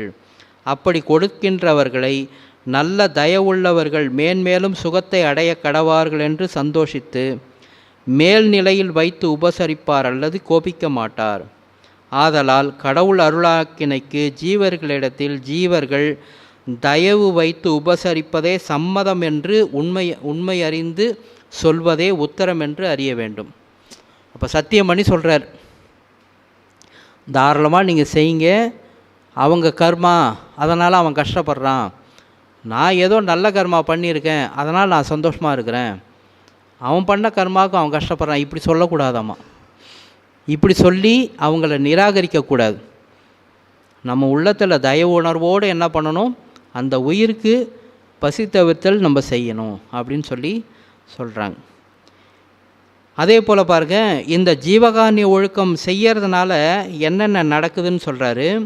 ஒருத்தர் இந்த கருணை உணர்வோடு தயவு உணர்வோடு உயிர்களுக்கு உபகாரம் பண்ணுறாங்க அப்படின்னா இகலோக ஒழுக்கம் வழங்குகின்றது. இகலோக ஒழுக்கம், இந்த உலகத்தில் நம்ம எதிர்பார்க்கின்ற ஒழுக்கம் என்னதுங்க, பஞ்சமகா பாவங்கள் செய்யாமல் இருப்பாங்க. என்னதுங்க, களவு, காமம், கொலை, பொய், இந்த மாதிரியான விஷயங்கள் செய்யாமல் இருப்பாங்க. மேலும் பக்தி, கருணை, நேர்மை, உண்மை, இந்த மாதிரியான விஷயங்களுக்கு தான் என்ன பண்ணுவாங்க, பொறுமை, சாந்தம், அடக்கம், இந்த மாதிரி பண்புகள் இதான் இகலோக ஒழுக்கம். இப்போ இன்றைக்கி இருக்கிற பிரச்சனை என்னென்னா பொறுமை இல்லைல்ல. ஒரு சாதாரண ஒரு ரேஷன் கடையில் நிற்கும்போது கூட பொறுமை இல்லாமல் என்ன பண்ணுறாங்க, பொறுமை இழந்துடுறாங்கல்ல. என்ன காரணம், உள்ளத்தில் ஜீவகாருண்யம் இல்லை. உள்ளத்தில் ஜீவகாருண்யம் இல்லை. ஏன் ஒருத்தர் ஏமாத்துறாங்க, ஏன் இந்த மாதிரி கொலை செய்தல் இந்த மாதிரி விஷயங்கள்லாம் நடக்குதுன்னா உள்ளத்தில் ஜீவகாருண்யம் இல்லை. அப்போ ஜீவகாருண்யம்னு ஒன்று வந்துருச்சுன்னா இயல்பாகவே முதல்ல தன்னை அவன் நேசிக்க ஆரம்பிப்பான். யார் ஒருத்தருக்கு ஜீவகாருண்யம் வந்துருச்சோ தன்னைத்தான் நேசிக்க ஆரம்பிப்பான், தன்னைத்தான் காதலிக்க ஆரம்பிச்சிருவான். அப்போ தான் உடம்பு கெட்டு போகணும்னு ஒருத்தவன் நினைக்க மாட்டான். இன்னொருத்தவன் கெடக்கூடாதுன்னு நினைக்கிறவன் தான் உடம்பு கெட்டு போகணும்னு நினைப்பானா என்ன? அந்த மாதிரி பண்புகள்லாம் மேலோங்குன்னு சொல்கிறார். இல்லையாகில் இகலோக ஒழுக்கம் எவ்வளவும் வழங்கவே மாட்டாது. இதுக்கு என்ன உதாரணம் சொல்கிறாருன்னா, கொடிய மிருகங்கள் வாழக்கூடிய காட்டில் இகலோக ஒழுக்கத்தை எதிர்பார்க்க முடியுமா? சிங்கம், புலி, கரடி, பாம்பு, தேள் இதெல்லாம் இருக்கக்கூடிய இடத்துல நீங்கள் போய் அதுக்கிட்ட ஒழுக்கத்தை எதிர்பார்க்க முடியும்? அந்த மாதிரி ஜீவகாருண்யம் இல்லாதவங்க இருக்கக்கூடிய இடமும் அதே மாதிரி இடம்ன்றார். ஜீவகாருண்யம் இல்லாதவங்க இருக்கக்கூடிய இடமும் அது தேகம்தான் மனுஷ தேகமாக இருக்கே தவிர உள்ளுக்குள்ளார யாராக இருக்காங்க, ஒரு நரியா, ஒரு பாம்பா, ஒரு தேளா, ஒரு காட்டு யானையா, ஒத்த யானைலாம் தனியாக வந்துச்சுன்னா அடித்து நாஸ்தி பண்ணுறோம் பாருங்கள், அந்த மாதிரி ஒரு காட்டு யானையா, காட்டு எருமையா, அப்படி தான் இருக்கிறாங்க. அவங்க மனசு அந்த மாதிரி இரக்கமே இருக்காது. அவங்களுக்கெல்லாம் என்ன இருக்காதுங்க, கொஞ்சம் கூட தயவு தாட்சியமே இருக்காது. அதே போல் பார்த்தீங்கன்னா வள்ளல் பெருமான் சொல்கிறாங்க, ஜீவகாருண்ய ஒழுக்கம் மிகவும் வழங்காமையால் துஷ்ட பிறவிகளே பெருகி தீய ஒழுக்கங்களை மிகவும் வழங்குகின்றன. ஜீவகாருண்யம் இல்லாமல் போச்சுன்னா துஷ்ட பிறவி அதிகமாகுமா. முன்தேகத்தில் ஜீவகாருண்யம் இல்லாத பாவ ஜீவர்கள் எல்லாம் அவரவர் பாவ செய்கைக்கு தக்கபடி சிலர் நரகவாசிகளாகவும், சிலர் சமுத்திரவாசிகள். சமுத்திரம்னா என்னதுங்க, கடலில் இருக்கக்கூடிய பெரிய பெரிய சுறா, திமிங்கலம் இதெல்லாம் இருக்குது பாருங்கள்.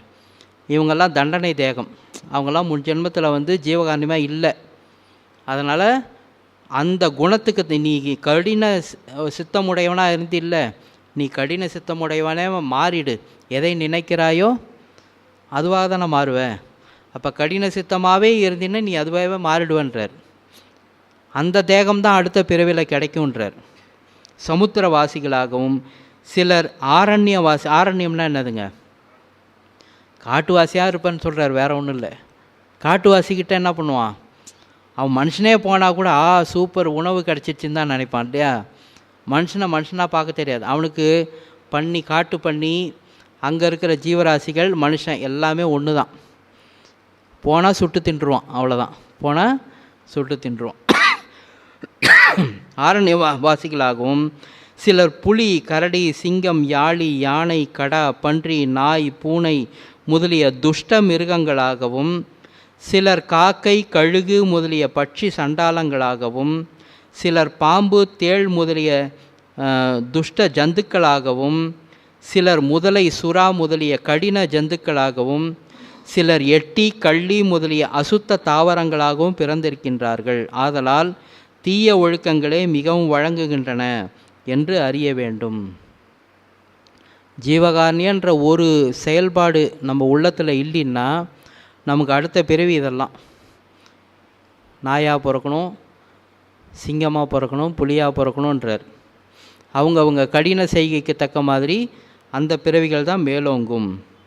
அப்போ முன்னாடி சொன்னார் பாருங்கள், பலவேறு தேகங்கள் வந்துச்சு இல்லையா. இதுக்கெல்லாம் என்ன காரணம்னா மனுஷ தேகத்தில் இருக்கும்போது ஜீவகாருண்யமாக இல்லாதனால அந்த மாதிரி பிறவிகள் வர வேண்டிய ஒரு கட்டாயத்துக்கு ஆளாயிடுச்சு.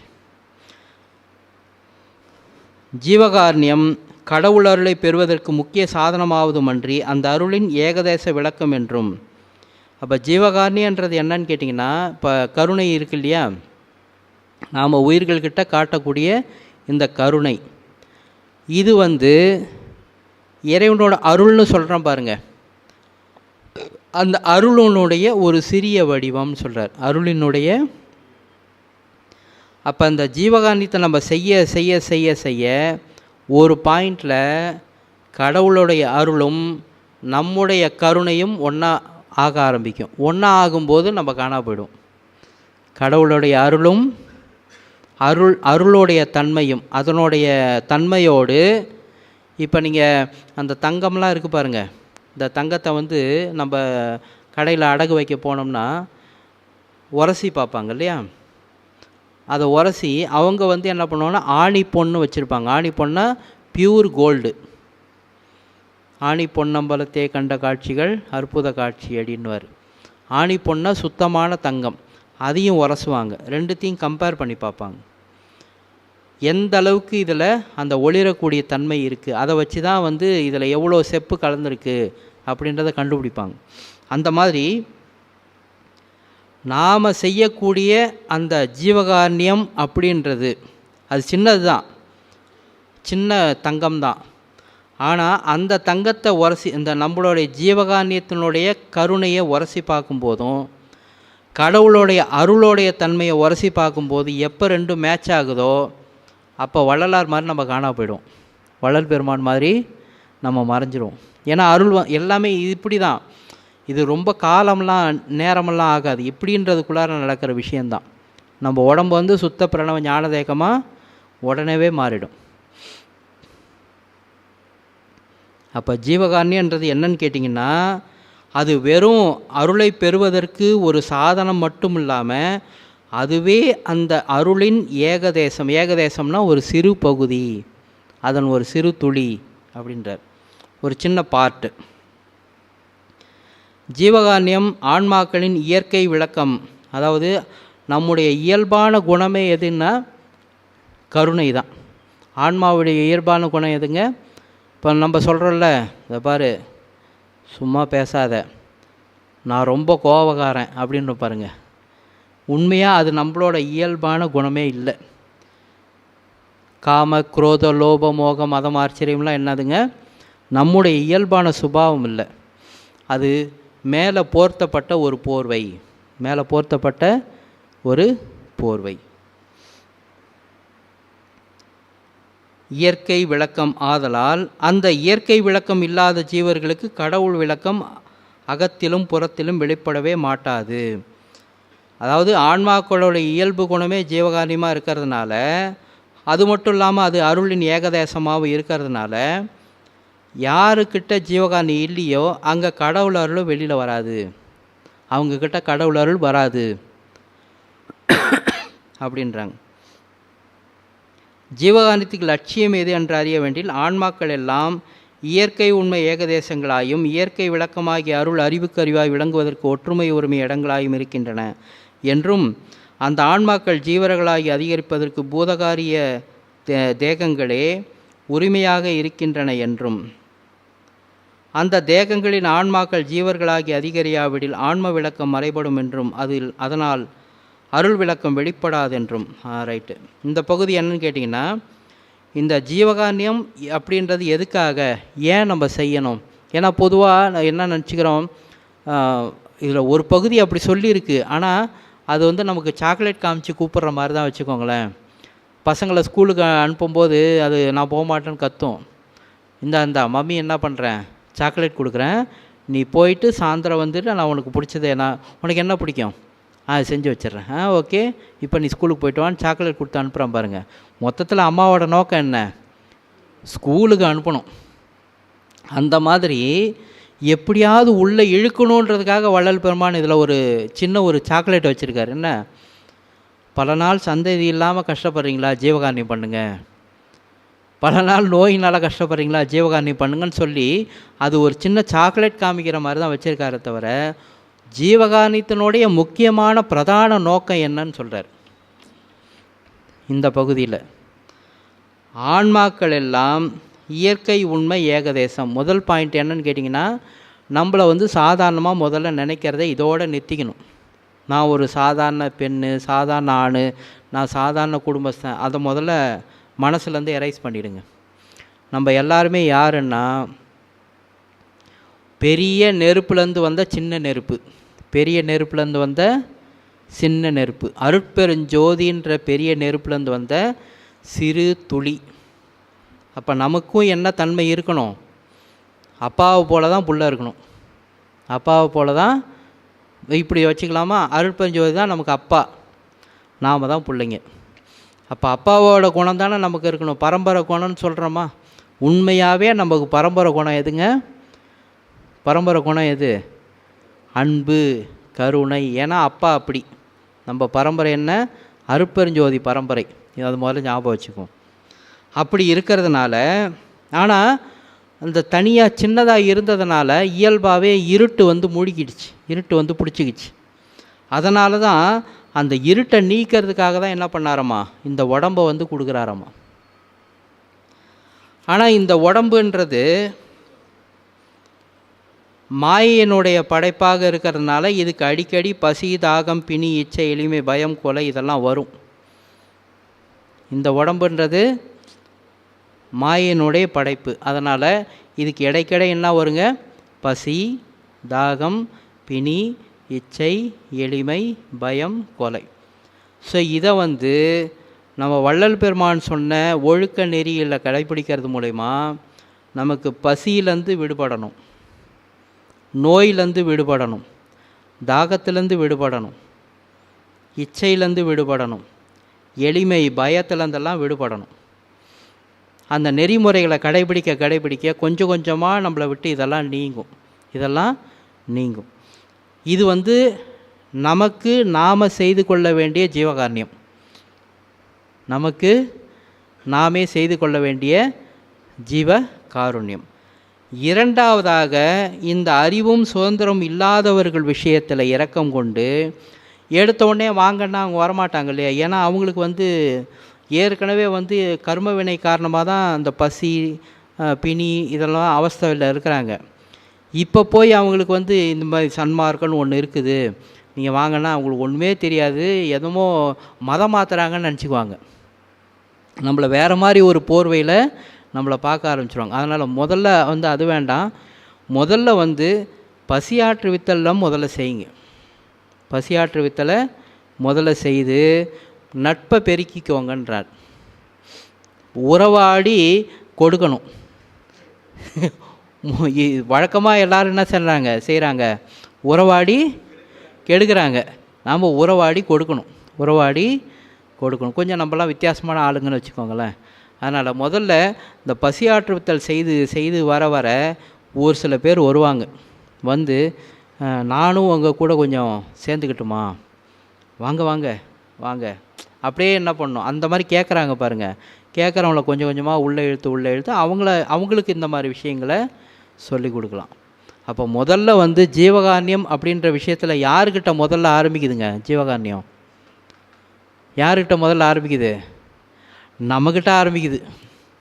இந்த தேகத்துக்கு வரக்கூடிய பசி, தாகம், பிணி, இச்சை, எளிமை, பயம், கொலையிலேருந்து இது வாதத்தினால வருதா, பித்தத்தினால வருதா, சிலேத்துன்பத்தினால வருதா, எதனால் இந்த மாதிரி வருது? பசியே வராமல் போயிடும், திடீர்னு பார்த்தா பசிக்கும். ஸோ இந்த மாதிரி மாறிலாம் ஏன் வருது? தூக்கம் ஏன் வருது? இது எல்லாமே நம்ம இந்த ஐயா சொன்ன அந்த நெறிமுறைகள், நித்திய ஒழுக்க விதி, இந்திரிய ஒழுக்கம், கர்ண ஒழுக்கம், இதெல்லாம் கடைபிடிக்கிறது மூலமாக நம்மளை முதல்ல நம்ம சரி பண்ணிக்கணும். முதல்ல ஜீவகாருண்யம் எங்கே ஆரம்பிக்கணும்? நம்மக்கிட்ட ஆரம்பிக்கணும். அதுக்கப்புறம் வெளியில் இருக்கிற மக்கள் விஷயத்தில் இரக்கம் கொண்டு அவர்களுக்கு முதல்ல பசி தவிர்த்தல்ன்ற ஒரு விஷயத்தை செய்து நட்பாக மாற்றி கொண்டு, அதுக்கப்புறம் அவங்கள யாரெல்லாம் நம்ம இதை வேண்டி விரும்பி வராங்களோ அவங்களுக்கு நம்ம கொஞ்சம் கொஞ்சமாக என்ன பண்ணலாம், கொண்டு போய் சேர்க்கலாம். சரிங்களா? இந்த மாதிரி இந்த பகுதிகளை சொல்லிட்டு வராங்க. இதனால் பெரிய லாபம் எல்லாமே கிடைக்கும். அதாவது இப்போ தற்காலத்தில் அனுபவிக்கின்ற புவன போக சுதந்திரங்களையும் இழந்து, அதாவது இதை செய்யாமல் விட்டாங்கன்னா, இது நம்ம செய்ய வேண்டிய கடமை. அதாவது நம் வகையில் முதல்ல ஜீவகாருண்யம் பண்ணணும். அதே போல் மற்ற உயிர்கள் விஷயத்தில் இரக்கம் கொண்டு அவங்களுக்கும் ஜீவகாருண்யம் பண்ணணும். இதை செய்யாமல் விட்டால் இப்போ அனுபவிக்கிறதையும் இழந்துருவோன்றார். இப்போ கொஞ்சம் நஞ்சம் நம்ம ஏதோ சுதந்திரங்களை அனுபவிச்சிட்ருக்கோம், சுகபோகங்களை அனுபவிச்சிட்ருக்கோம் பாருங்கள், அதையும் நம்ம இருக்கிறதும் போயிடும் அப்படின்னு சொல்லி வள்ளல் பெருமான் சொல்கிறாங்க. அப்போ பசி, கொலை, தாகம், பிணி, ஆபத்து, பயம், இன்மை, இச்சை என்பவைகளால் வரும் அபாயத்தை நிவர்த்தி செய்விப்பது ஜீவ காருண்யத்திற்கு லட்சியமாக இருக்கவும், இவ்விடத்து பசியினாலும் கொலையினாலும் வரும் அபாயங்களை மாத்திரம் நிவர்த்தி செய்விப்பது தலைப்பட்ட காருண்யம் என்று குறித்தது ஏன் என்று அறிய வேண்டில், ஜீவகாருண்ய ஒழுக்கத்தில் பரஜீவகாருண்யம் என்றும் அபர ஜீவகாருண்யம் என்றும் 2 வகையாக உள்ளது. அதாவது இங்கே 7 விதமான அவத்தைகள் சொல்கிறாரு. ஆனால் அதில் முக்கியமாக பசி தவத்திலையும் கொலை தவத்திலையும் ரொம்ப முக்கியப்படுத்தி சொல்கிறாங்க.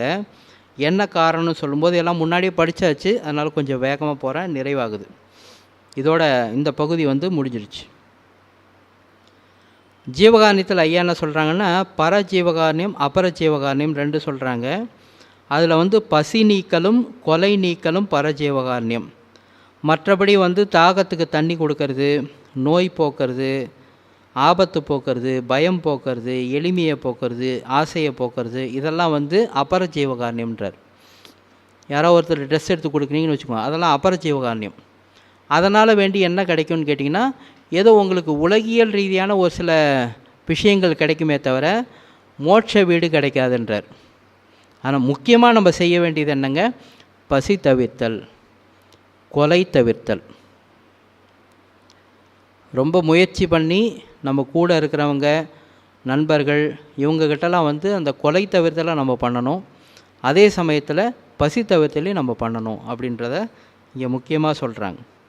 ஏன்னா இதனால தான் நமக்கு இப்போ உலகியல் இன்பமும் நமக்கு கிடைக்கும், அதே சமயத்தில் எக்காலத்தும் அழியாத மோட்ச இன்பமும் கிடைக்கும்ன்றார். இந்த பசி தவிர்த்தலும் கொலை தவிர்த்தலும் செய்கிறவங்களுக்கு எல்லாமே கிடைக்கும் அப்படின்றாங்க. சரிங்களா? ஸோ இந்த ஜீவகாருண்ய பகுதி அப்படின்றது நிறைவாயிடுச்சு. அடுத்தது என்ன திருவருள் சேர்த்து வைக்குதுன்னு பார்ப்போம். இது நம்ம வள்ளலார் மிஷன் யூடியூப் சேனலில் இருக்குது. இதை பல பகுதிகளாக இருக்குது. நீங்கள் பொறுமையாக நிதானமாக ஒவ்வொரு பகுதியாக கேட்டு பாருங்கள். இதில் 3 பாகங்கள் இருக்குது, 3 பகுதிகள். பிரிவு 1, 2, 3ன்னு சொல்லி 3 பிரிவாக இருக்குது. இந்த 3 பிரிவும் நிறைவு பண்ணியாச்சு. இதை நீங்கள் பொறுமையாக உட்காந்து கேட்டு பாருங்கள். அருட்பெருஞ்சோதி அருட்பெருஞ்சோதி தனிப்பெருங்கருணை அருட்பெருஞ்சோதி.